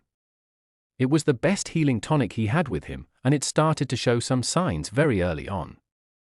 Some of Gray's injuries started to show signs of healing. Alec nodded when he saw this and picked Gray up before taking him away. A few minutes after Alec left, Nathan came back to the spot once again. He looked in the direction Alec went with a cold look. After some time, he vanished. Keith appeared in the spot some minutes later. It didn't take long before he was able to ascertain that Gray was here. He exchanged glances with the snake before heading in the direction Alec went. Somewhere in the Lutra realm. Void was in the middle of searching for Gray when he suddenly paused. He looked in a particular direction. It was short, but he sensed Gray. He found a way to communicate with the triplet before rushing in the direction he sensed Gray. In a cave, 3 days later. Gray was lying motionless on the ground, still showing no signs of waking up. His injuries, however, were healing, albeit slow. It was healing, which was a good sign. Alec had been standing guard in the cave, waiting for Gray to wake up. He was a little skeptical about it, but since Gray was healing, it meant he was still alive. Once Gray's injuries healed to a certain level, then he would take him out of the Lutra realm so a high-leveled light elementalist could help heal him up. You're here, why? Alec looked outside the cave. Just want to check on him, no harm. The figure outside shrugged. Alec looked at the figure coldly. Chapter 883. The figure standing outside was a close friend of Nathan's, and he was there when Gray embarrassed him. If Nathan had any ill will towards Gray, then this young man also did the same. And unlike Nathan, had he been the one who found Gray, he would have killed him without a second thought. Alec was not only protecting Gray, but he was also putting himself in harm's way. He was still in the third stage of the Sage Plane, and these people were all in the mid or late stages of the Sage Plane. If Nathan really wanted to, he could force him to leave Gray alone and kill him, but knowing that he couldn't kill Alec, he didn't take the risk. This guy, on the other hand, had a very powerful figure amongst the top elders, and there was a chance that he might be able to get them to help him out if he caused any trouble. Besides, it is common knowledge that a dead genius was useless. As long as Gray was dead, he was useless, and the faction might only punish this young man, but they wouldn't want to lose another genius after losing Gray. Well, all these were merely Alec's speculations. If the faction leader took Gray as importantly as he felt he should take him, then killing this young man, as well as his backer, was very possible in anger. The young man looked at Alec with cold eyes. "Can I see him?" "No, leave," Alec replied with a calm expression. HMPH. Move aside. The young man moved closer to Alec. And just as Alec was prepared to attack, he sensed a powerful attack surging his way. It was from the young man. He tried to block the attack, but he was pushed into the cave by the impact of the attack. This young man was already in the 6th stage of the Sage Plane, 3 stages above him, and he was a genius in his own right. Alec's chances of defeating him were very slim. Inside the cave, Gray was still unconscious, unable to open his eyes. His beating heart was still very slow, which signified his unconscious state. He still hadn't recovered enough to even heal on his own. "Foudre, what's the meaning of this?" Alec asked coldly. "I'm only testing how powerful the previous strongest Overlord Plane Elementalist from the faction is. I'm quite impressed." The young man referred to as Foudre replied nonchalantly before looking at Gray. "Has he still alive?" He was slightly taken aback when he saw Gray's condition. Gray hadn't recovered much from how he was when Nathan found him, so he still had the same horrendous look. "It's none of your business. Leave." Alec stood in front of Gray. His intentions were clear: if you want to get to him, then you have to pass through me. Foudre smiled before looking at Alec. "There's no use bothering with him, he'll die soon enough anyway." Alec heaved a sigh when he saw this, but he was still vigilant. He couldn't let his guard down. However, if Foudre wanted to leave Gray alone, then he would be happy since he wouldn't have to bother about fighting him. Foudre turned around and walked to the exit of the cave. Just as he got there, he turned around and unleashed a powerful fire attack. "Why not bury him here? It's not that bad." He snickered as he attacked. Alec was prepared for something like this and tried to block the attack. With his quick reaction, he was able to block most of the attack, but his pupils enlarged when he saw another attack heading over to Gray's unguarded body. Foudre only used this attack to distract him while his true intention was still to take out Gray. Alec screamed in anger as he tried to rush over to where Gray's body was located, but it was too late. The attack struck the place and exploded. Given Gray's previous injuries, even an Overlord Plane Elementalist would be able to kill him with an attack, much less a Sage Plane Elementalist like Foudre. "You coward, why didn't you attack him when he was in a good condition?" Alec yelled angrily. "I like using underhanded tactics. Not everyone should be noble. The sooner you get that into your head, the better for you." Foudre laughed as he said. He wasn't even scared of what he might face once he leaves this place. To him, Gray's death wasn't enough to get him in trouble. Besides, Gray was already very close to death's door. He could just say Gray died from the attack and Alec was trying to pin the blame on him since they had a misunderstanding some time ago. Some people witnessed their conflict, so it was very easy for him to get witnesses to defend his claim. Alec stared at him coldly. "I'll kill you if he dies, put that at the back of your head." "Hee, do you think I'll take a threat from you seriously?" Foudre laughed. The explosion from the attack died down, but Gray's figure was not in the place it previously was. "Eh?" Both Alec and Foudre exclaimed in surprise. SSXSS. Even though Gray didn't block the attack, it wasn't enough to burn him to ash. "What did you do?" Foudre looked at Alec coldly. He recalled Alec was also a space elementalist and could easily teleport Gray out of there. Alec looked at Foudre but didn't respond. He was just as surprised as Foudre. He tried teleporting there, but Foudre's attack destabilized the space element. If he tried to teleport, then he risked being thrown into the chaotic space, or even worse, dying. "I was the one who took him out. Don't worry, he'll kill you once he wakes up." They heard a small voice from outside the cave. It was almost like that of a child. Alec had heard this voice before and was able to guess who it belonged to: Void. He couldn't help but heave a sigh of relief. Void was very close to Gray, and although he didn't know how powerful Void was, he knew he wasn't ordinary. Chapter 884. Foudre stared at the black cat in amazement. He couldn't believe the small cat which was always with Gray to be this powerful. HMPH. You can't stop me from killing him, no one can. He snorted unimpressed. With a wave of his hand, he sent out a sea of flames in Void's direction. Void looked at the incoming flames and blinked away. You just made a terrifying enemy for yourself. Alex shook his head as he heard Void's threat. They can't escape, Foudre said confidently and threw a talisman into the air. The talisman exploded, but before its effect could spread, a large frame appeared behind Foudre and covered the explosion that was just about to set off from the talisman. The talisman was made useless. Foudre turned around and saw a large figure. It was the triplet after merging. Their current height was over 2.5 meters. And they gave off an aura of a 6th stage Sage Plane Elementalist, the same stage as Foudre. Alec, seeing this figure, retreated some meters back. He didn't know who the triplet were, but he was confident they were here to stop Foudre. Foudre attacked the triplet, but they shrugged off the attack and sent out a powerful combined attack that pushed Foudre back. They were each powerful on their own. Now that they were merged, their joint attack power was on another level. Even a genius 7th stage Sage Plane Elementalist will find it hard to defeat the trio in this state. The triplet and Foudre exchanged blows for some time and they overwhelmed Foudre. He escaped some minutes later when he finally realized they were not on the same level. The trio didn't bother to chase after him since Gray was more important. They left with the help of the Space Elementalist amongst them.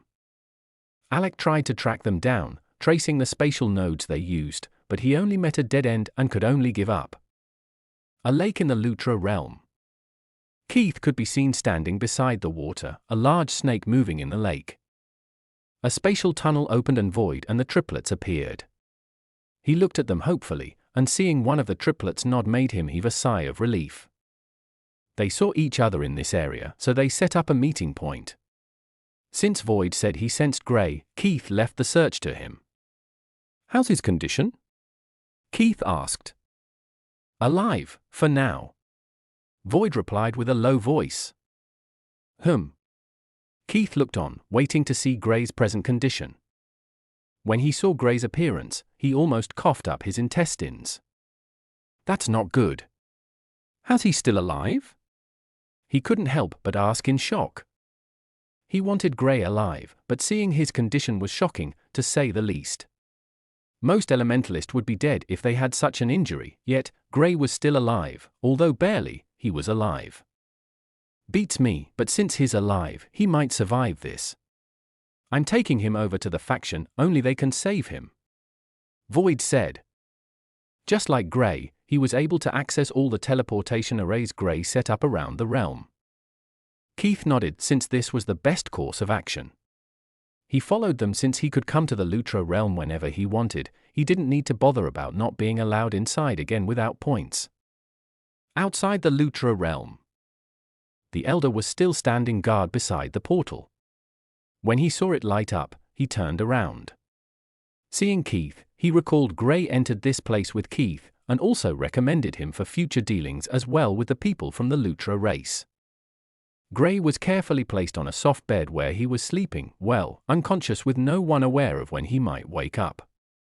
When the Elder saw him, he hastily took him and they vanished to the faction. There's a light elementalist above the elemental sovereign plane. If Gray had any chances of waking up soon, then this expert can help him out. Getting to the faction, Keith was dropped off at his place and when the Elder wanted to leave, Void blocked him. He knew this cat was always with Gray, so he decided to take him along. It wasn't like the cat was going to harm Gray in any way. In an underground building in the Permanent faction. The faction leader was currently looking at an old man standing in front of Gray. The Elder who brought Gray was also standing there. "How are his chances of survival?" the Elder asked. "It's already a miracle he's alive, and also slowly healing up.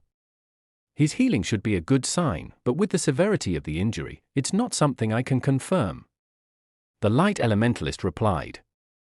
He knew how important Gray was to the faction, so he did his best to heal him up. "We can only wait." The faction leader said. Gray's previous injuries were all healed up and even his missing arm and leg were restored. The healing capabilities of a light elementalist were not to be undermined. Gray's personal healing ability also made this easier. The light elementalist looked at Gray for some time before turning to the faction leader. "Can I have a word, alone?" The faction leader looked at the light elementalist before turning to the other elders around. He gave a nod and they vanished. Now, only the light elementalist and the faction leader were left, along with Gray and Void. "What did you find out?" The faction leader knew this had something to do with Gray. "There's something odd about the boy. When I was healing him, I could sense elemental energy radiating from his cores, but when I tried to heal it up, some strange energy pushed my spiritual senses away. I was even injured," the light elementalist said with a serious expression. Gray was a sage plane elementalist. Being able to force out the spiritual sense of an expert above the elemental sovereign plane was something that shouldn't be possible. Chapter 885. The faction leader turned to look at Gray's figure. Void pretended as if he didn't hear anything and continued lying close to Gray. "Will he be fine?" he asked. The light elementalist looked at Gray. "I'm not sure. But I believe whatever pushed my senses away should be able to help him heal his leaking cores." "Then there's no need to worry about it. You will tell no one else of this. Also, seal this place up. You and I are the only ones allowed in," the faction leader said. He didn't want to risk Gray's safety for anything. "Oh, and that guy as well." He gave the light elementalist a knowing glance. The light elementalist nodded and started to draw different inscriptions in the air before sending out a seal that blocked the area. When they came out, a figure stepped out of the void. "You can go in," the faction leader said to the figure. The man nodded and went inside, but made sure to hide from Void's senses. The figure was the third person the faction leader permitted to enter the place, Gray's guardian.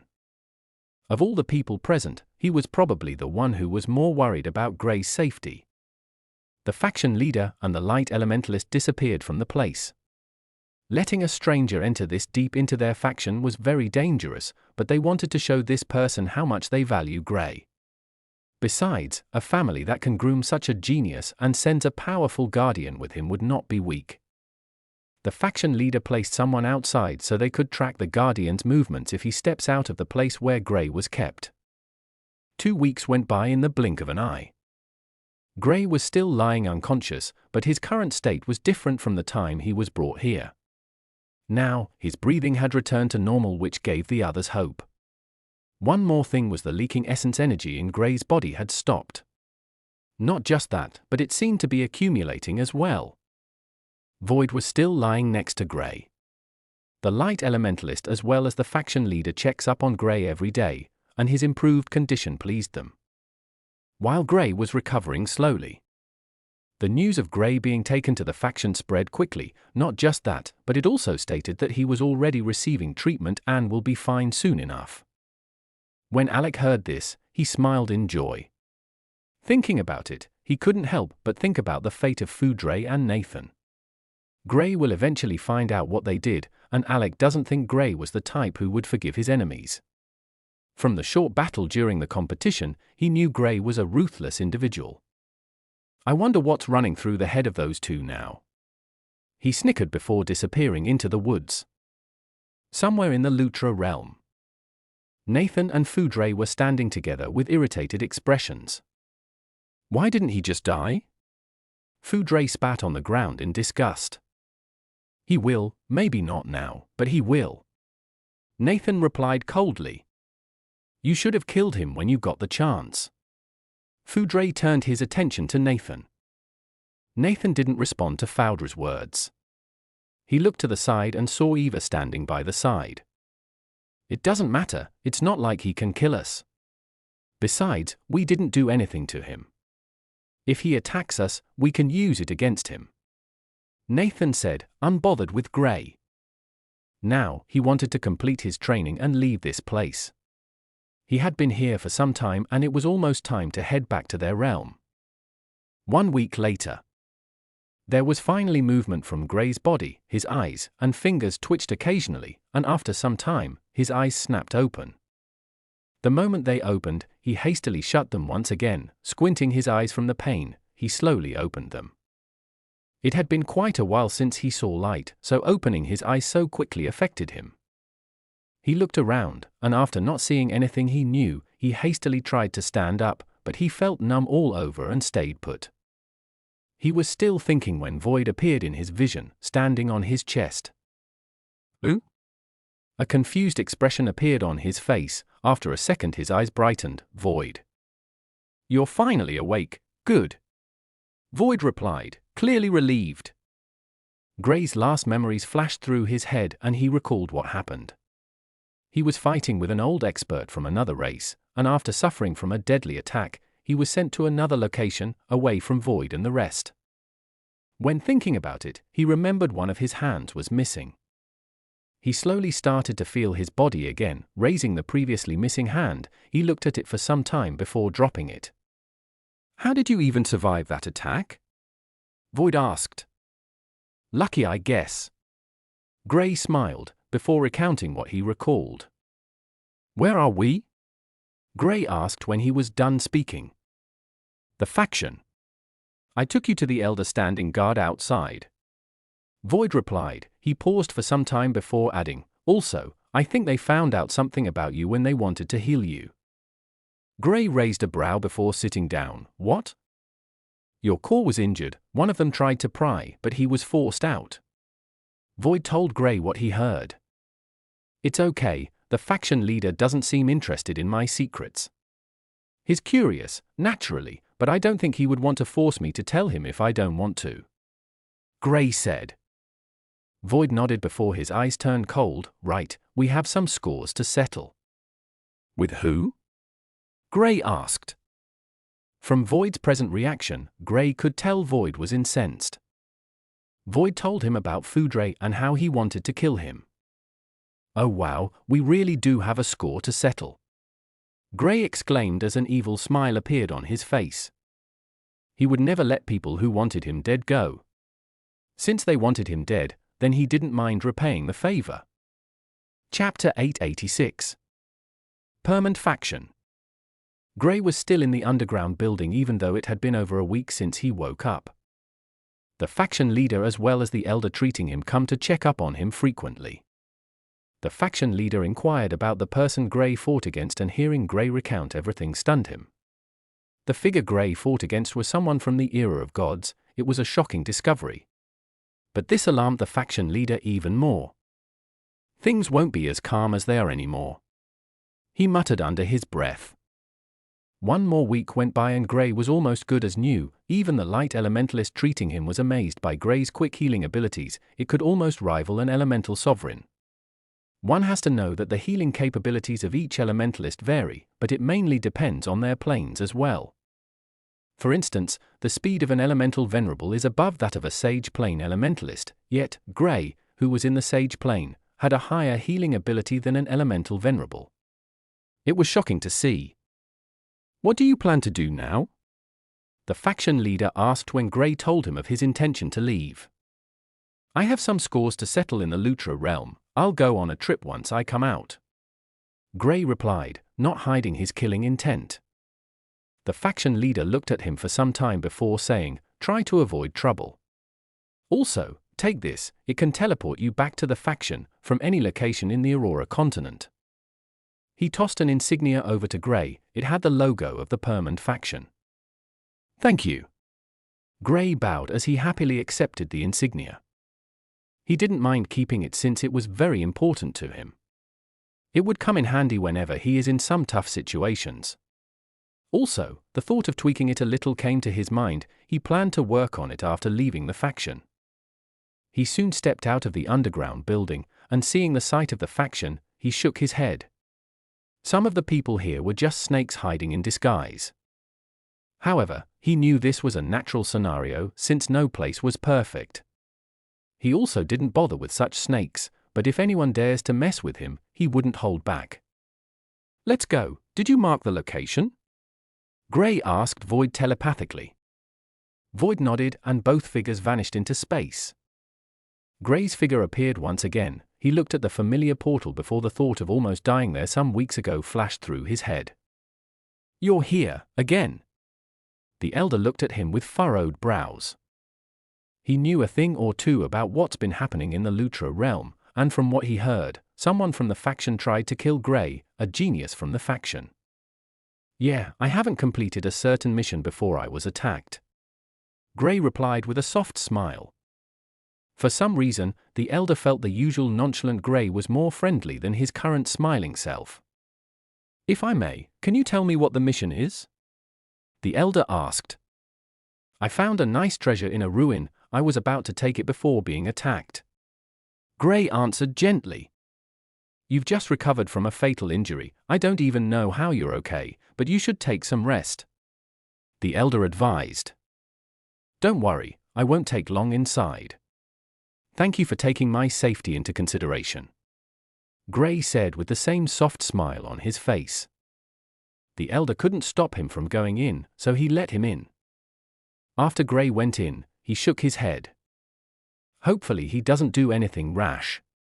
I plan to punish that brat when he comes out, but—" he sighed in helplessness. Lutra Realm. Gray appeared in the Lutra Realm once again. Looking around, he felt a sense of apprehension. "I'll have to be careful this time. I don't know if there are any more people at that guy's level," he thought with a shiver. After getting the location of Keith, he vanished. Keith had already come back to the Lutra realm since he couldn't see Gray who was being treated.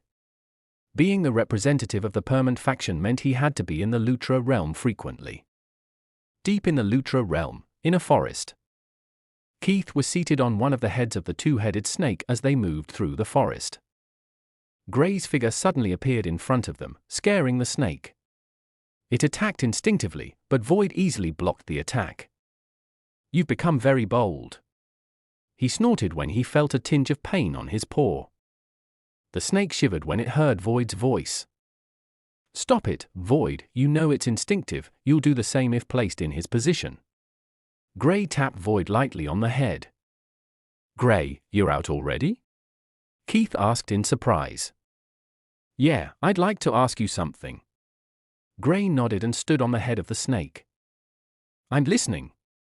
Keith's ears perked. "Do you know where Alec is?" Gray asked. Keith paused for some seconds before replying. "I heard he was heading towards Kang's City 2 days ago. Apparently, someone from the faction was captured." "Thank you, next time," Gray said and vanished instantly. Keith wanted to stop him, but before he could say anything, Gray was nowhere to be seen. He gave a wry smile before patting the head of the snake. "Let's go." Kang City. This was a very famous city in the Lutra realm simply because of the vast number of experts who come to this place. It's also the place with the highest number of criminals in the Lutra realm. Basically, it was a place where there were no rules. Gray's figure appeared outside the city and with a quick shake, his color changed, and he was like the people of the Lutra race. Asking around, he found out about the young lady that was captured. Chapter 887. Gray easily maneuvered into the city and after walking around for a while, he saw people gathered. It was just like the time Keith and the others wanted to be executed. A platform was already set up and the youths captured were there, with a man with blue skin which signified the water element. "They tend to enjoy watching executions, don't you think so?" Void asked curiously as he looked at the number of people gathered there. After suffering under the hands of those people from the Syphilis faction for so long, it's normal for them to enjoy watching the death of their presumed mortal enemies. Gray replied casually. It didn't take long before they saw the people who were about to be executed. "She looks familiar," Void said. "Eva, since she's here, that moron should be too," Gray answered while looking at the people who were to be executed. He didn't see anyone else he recognized, which meant Nathan was not captured along with Eva. He was a little surprised since they were always together. "We'll split up here, try to search for Alec. I'll stop this execution," Gray instructed. Void nodded before disappearing from his shoulder. Gray was wearing a dark robe, and he also had a black skin color which signified either the space or darkness element, so it was almost impossible for others to see Void when he was with him given his small figure. Time passed by slowly, and after a long speech, the mayor of the city declared the start of the execution. Unlike the previous city, there were over 10 experts at the peak of the Sage Plain currently present, including the mayor, who was about to execute the members of the Permanent faction. With such a number, it would be difficult for Gray to rescue everyone. The mayor raised his hand and an ice sword appeared in the air. He slashed it down instantly. A young lady was the first who was about to be executed. Just as the ice sword was about to hit the young lady, a figure appeared beside her and a stream of fire exploded out. "Found Alec!" Void's voice echoed in Gray's head. "I can see him," Gray replied while staring at Alec, who just blocked the attack. He was about to make a move when he sensed a ripple in the space close to the young lady. Although stopping was a risk considering he had no idea if the person who wanted to appear was a friend or foe, he couldn't rush there as well. The mayor retreated when the stream of fire exploded out and blocked it. Sensing the strength of the attack, he chuckled. Gray also noticed this as well. He knew Alec wasn't even in the late stages of the Sage Plain, much less the peak. Taking such a risk? He shook his head but decided to watch on. Either Alec had a plan of rescuing these people, or he foolishly jumped to his death. Either way, Gray would find out as the event unfolds. "You weak human dare to stand before me?" the mayor asked coldly. Alec didn't understand a thing the mayor said, but he felt it wasn't anything good for him. Gray had the urge of translating, but he stayed put. Alec stood in front of the young lady who was about to be executed. "Let them go." Alec pointed at the people captured while trying to convey his message through motions. When the mayor saw his movements, he didn't need anyone to translate since he knew Alec wanted him to let go of his prisoners. His reply was an attack. Ice shards sprouted out of the ground and almost stabbed the people who were captured. Alec tapped his foot on the ground and most of the ice that were coming from the ground turned to water after melting from the heat. Gray was impressed by Alec's performance. One had to know that Alec was in the third stage of the Sage Plain, while the mayor was at the peak. The difference in strength was not something that could be cut short with just talent alone. The mayor's going easy on him. If my guess is correct, he's waiting for the main attacker, Gray thought while looking around. His thoughts were the same as the mayor's. There must be someone stronger than Alec watching from the side. It could be that guy. Nathan was the only one Gray could think of due to his close relationship with Eva. The mayor continued his attacks, and as time went on, he started to increase the force behind his attacks. A blizzard started in the area where Alec and the captured members of the Permanent faction were located. Other than Alec, the rest started to freeze from the cold within a matter of seconds. Alec was having a hard time keeping himself safe. He didn't have time to thaw the ice that had started to cover the others. Gray frowned when he saw this. He was waiting for the other person, but no one had made any moves yet. Is this part of their plan, or did he really jump to his death? He was confused by what was happening. Void, make contact with him. Try to stay out of sight. If not, just appear beside him. It's not like the mayor would focus on you and leave him alone. Gray contacted Void. Void complained for some time but still did as he was told. He made Gray promise to make him a meal, and Gray had no issues with doing that. While Gray and Void were talking, the mayor increased his attack intensity. With a wave, multiple ice arrows shot at Alec and the other members of the faction. Alec created a fire screen, but it was easily broken through by the arrows as they pierced the bodies of the youths that were captured. Alec, on the other hand, was pushed a few meters away from the spot he was standing. He was about to move forward when he heard a small voice beside his way. "Did you come alone?" Chapter 888. Alec's ears perked up when he heard this and he hurriedly looked around to find the owner of the voice. When he saw a small black cat beside him, his eyes opened wide, almost bulging out of his head. He couldn't hide the shock in his eyes. This cat is only present wherever Gray was. Void coming back to the Lutra realm meant that Gray was there as well. Not just that, but Gray was currently here. How lucky! He clicked his tongue before nodding to Void. Gray, seeing this, already knew the answer. He couldn't help but facepalm at Alec's wrong decision. Alec's sense of comradeship was respectable, but putting himself in death's grasp was stupid to Gray. I guess it's time for me to act. He'll take the people away while I stop the mayor and others. Gray communicated his intentions to Void so he would relay them to Alec. When Alec heard this, he paused for some time, thinking about how Gray would be able to stop these people. He wanted to ask, but Void told him to focus on his mission and leave the rest to Gray. He nodded and turned to look at the mayor, who had a gloomy look when he saw Void standing beside Alec. Alec's mouth moved, and although he didn't hear any words coming out of his mouth, he was certain Alec was communicating with someone else with the strange beast. The mayor unleashed his full strength and tried to execute the youths before anyone else would intervene. Not just that, but just as he attacked, 12 powerful auras exploded out from different sides of the crowd and rushed out, standing beside the mayor. Their intentions were clear: to protect the mayor and make sure the execution went as planned. Gray prepared himself, and just as the attack was about to hit the already injured youths, Gray blinked. A shocking scene followed up. The mayor was no longer standing in his previous spot, rather, a figure who had a robe on was the one standing there. The attack, which was also prepared for the captured youths, died the moment the mayor switched positions. Without enough power, it was easy for Gray to push it away. Gray entered the fusion state the moment he appeared, and a powerful fusion orb exploded out, sending the 12 experts who were previously standing beside the mayor flying. After doing this, he removed the bonds on all 7 youths who were captured. Eva stared at Gray as if she had seen a ghost. She couldn't believe Gray was already back in the Lutra realm. From her experience, she knew Gray only came back for one reason: revenge. However, she had some doubts considering the fact that Gray was unconscious at the time Nathan wanted him dead. Gray saw the shock in her eyes, but didn't think much of it. He had to focus on the mission at hand, getting these people to safety. Alec moved closer to them, and with a blink, he took them with him. Time was of the essence, and he didn't want to waste any. Void also took the other 3 with him, leaving Gray alone with the 13 Peak Sage Plane experts, including the mayor.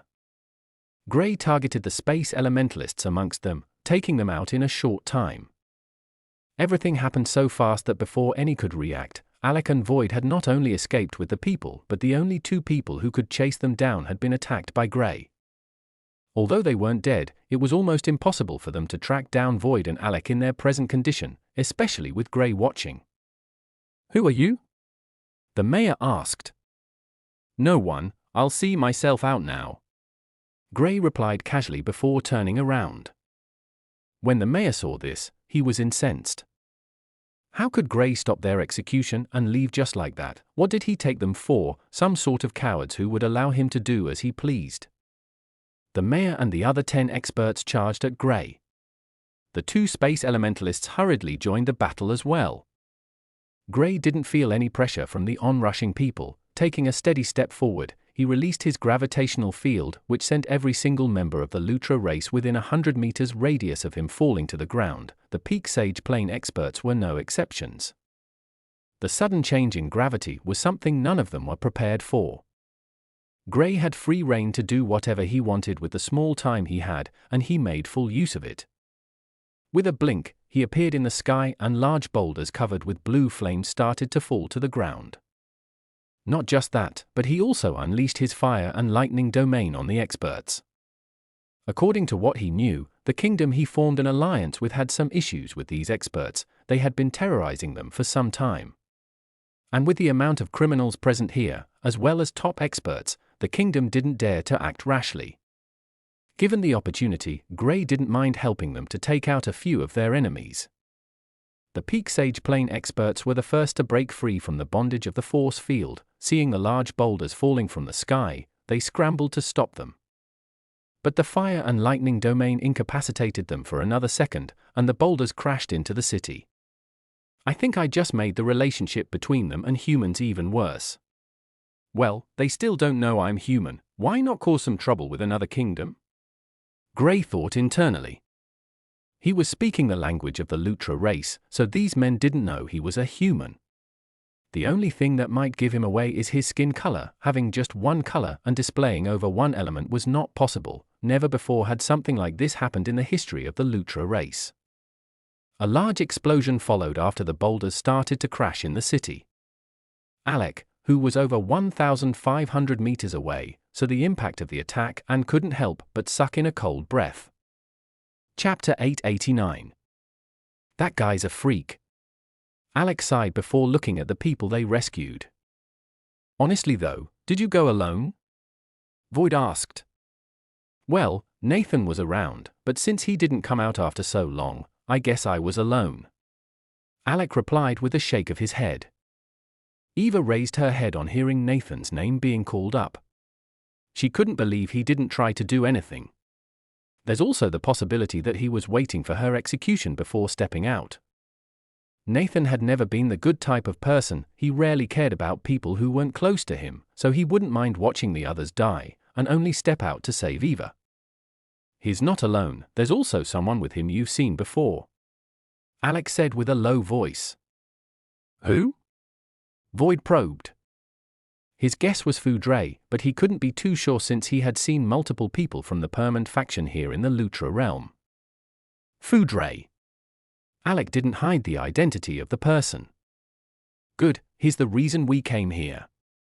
Void replied with a cold voice, oozing with killing intent.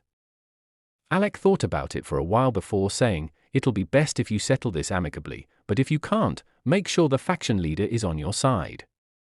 Don't worry, Gray's not going to do anything that will put him in a bad position with the faction leader. Void replied. They were speaking in a low voice when it came to this matter, so the others couldn't hear what they were saying. I still can't believe Gray caused such a huge impact. I mean, isn't he at the second stage of the Sage Plane? Alec couldn't help but ask when he saw the explosion. Third stage, he's at the third stage now. Void corrected. He broke through, after almost being killed? Is he even human? Alec found this discovery to be shocking. Most people would try to recover their previous strength after almost being killed. Gray on the other hand broke through with it. Is this something even possible? Honestly, I doubt that myself. Void replied with a wry shake of his head. Gray's improvement so far has been quite fast.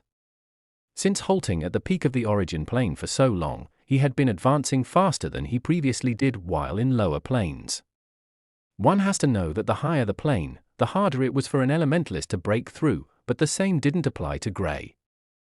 Alec was already on the verge of breaking through when they went for the competition, and if not for holding back, he would have broken through months before the competition.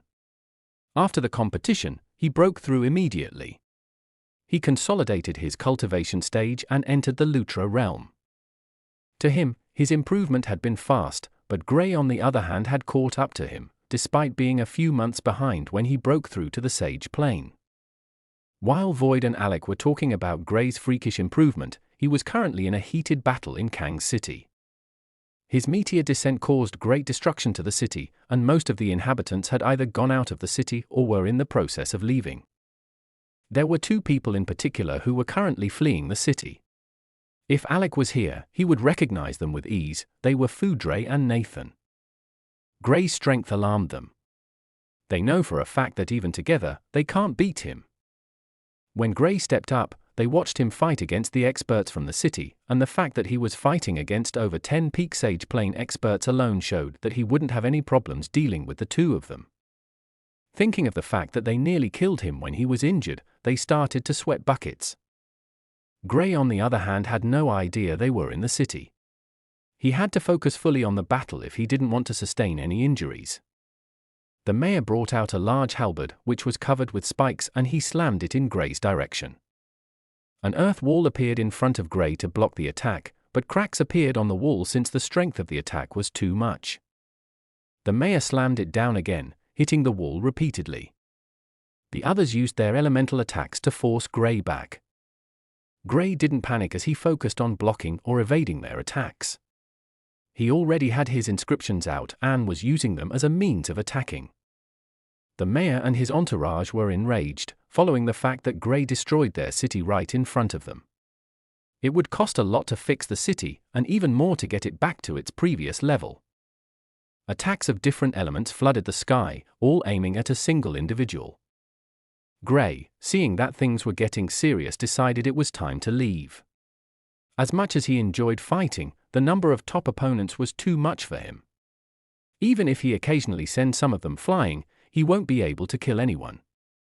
In a short battle, he seemed to have a certain advantage, but as the battle continues, he would be on the losing end for sure.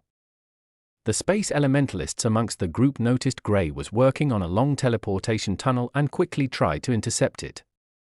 "Move aside, you can't stop me from leaving," Gray said coldly before unleashing his fire domain at the two space elementalists. This time, he used the extreme cold of the domain, freezing the space elementalists for just over a second. The mayor and the others rushed over to where he was, but before they could get to him, he was gone. His original plan was simple: stall them, and after some time, leave. He wanted to kill a few when they were fighting, but the chance didn't present itself, unfortunately, so he left. Besides, his target had been met. Chapter 890. Gray soon appeared close to Alec. He was already out of the fusion state, so he was back to the third stage of the Sage Plane. Alec stared at him for some time as if he was a monster. Technically, he did see him as one. Just like Gray, he was also in the third stage of the Sage Plane. However, Gray managed to fight against multiple peak Sage Plane experts on his own. He didn't even dare to call himself a genius in front of Gray. "You're here, unharmed," he said while examining Gray. "Yeah, it was quite a hassle, but I managed to escape," Gray replied casually. Alec knew for a fact that Gray didn't manage to escape. He left after causing massive destruction to the city. From the explosion he saw, half of the city is most likely destroyed by that attack. The experts wouldn't want to cause such damage to their city, so Gray was the only person that came to mind. "It's good that you're fine. Thank you for helping out today. I don't know what I'd have done." Alec thanked Gray for his help. "It's all right, you were lucky I came on time," Gray replied. He wasn't being proud or anything. Had he not been around, Alec would most likely have been part of the people executed today for his seemingly foolish act of bravery. Alec scratched his head awkwardly but didn't feel downcast by Gray's words. The youths who were captured all walked up to Gray to thank him, Eva included. When she approached him, he sensed that she was a little nervous. From all the contacts they have had, she had never been nervous before and had always been confident. Being a smart individual, Gray guessed something was wrong. "If you have anything to say it now," he said with an intimidating aura. Eva froze, not expecting Gray to say this, and also act in such a way. Did he tell him about it? She turned to look at Alec. Alec shrugged, signifying that this was none of his business. Eva knew that Gray was unconscious at the time she and Nathan arrived, so there was no way he would have known about what happened. The only person who saw them was Alec, and the relationship between Alec and Nathan wasn't all that good, but she did have a good relationship with him, so she assumed he wouldn't tell Gray. Gray walked closer when he saw her reaction, his aura as intimidating as ever, and his eyes oozing a shocking killing intent. "Speak." His voice was calm, but it sent shivers down the spine of Eva. "I'm sorry about what happened. I tried to give you a healing tonic when we found you, but I didn't have any." Eva apologized, trying to cover up for Nathan. "You're lying," Gray said coldly, his eyes half opened and his expression bland. The other youths were not close to them, but seeing how Eva acted, they knew something was wrong. But after seeing what Gray did, even though they were not present, they decided to stay away from whatever was going on. Even Alec was far from them. Why should they go close? Eva didn't speak a word when Gray said this, and paused, trying not to say anything else. "Who was with you?" Gray asked. He could already guess who it was, but he wanted to hear from her. Seeing that she was responding, he continued, "If I'm correct, Nathan. I never thought he would be such a coward, to be honest." Gray's head went into overdrive as he started to think out multiple scenarios. After some time, and putting together everything he knew and some guesses, he came up with a conclusion. He didn't know if he was correct, but he felt he shouldn't be far off. Nathan and Eva were the first people to find him since he heard the faction gave an order for everyone to search for him, but he refused to help him. He most likely wanted him dead, but didn't want to do it himself, so he stopped others from helping him. According to Void, he was with Alec when he found him, so this meant Alec intervened and helped him out of the place. While thinking about everything, something struck him. Wait, how did they know I was severely injured? This was a troubling matter. He was alone in the Lutra realm, and there was no way people outside would know what was happening in the Lutra realm. At most, they would feel it when the realm forcefully ejected the man, but they shouldn't be able to know why. The elder outside the portal was the one that gave the order for Grey to be found. He was even specific that he fought a tough battle with someone very powerful. Thinking about everything made his head hurt, but he decided to keep that at the back of his head for now. He would ask the elder once he leaves this place. Nathan didn't want anyone to help me. You tried, but he stopped you. Alec found me, and he knew he couldn't kill him, so he let him take me. He later sent someone who doesn't seem to be afraid of the rules of the faction to kill me, correct? Grey said with a mild smile on his face. Eva opened her mouth in shock when she heard Grey's words. It was so accurate that she couldn't even deny it. She was with Nathan when Foudre came over. He overheard him telling him of Alec's whereabouts. How did you know? She asked. She didn't even have the courage to deny it since she feared it might anger Grey. Simple, you. Grey answered, still with a smile on his face. Me? Eva was confused, but then it hit her. Because of guilt, she became nervous when walking over to Grey. He used that to pressure her, and she spoke. Even though she didn't say much, he was able to guess what happened. How does his brain work? This is the end of this video. Thank you guys for listening. Hope you enjoyed and wish you wonderful rest of the day. The Silent Ruptors out.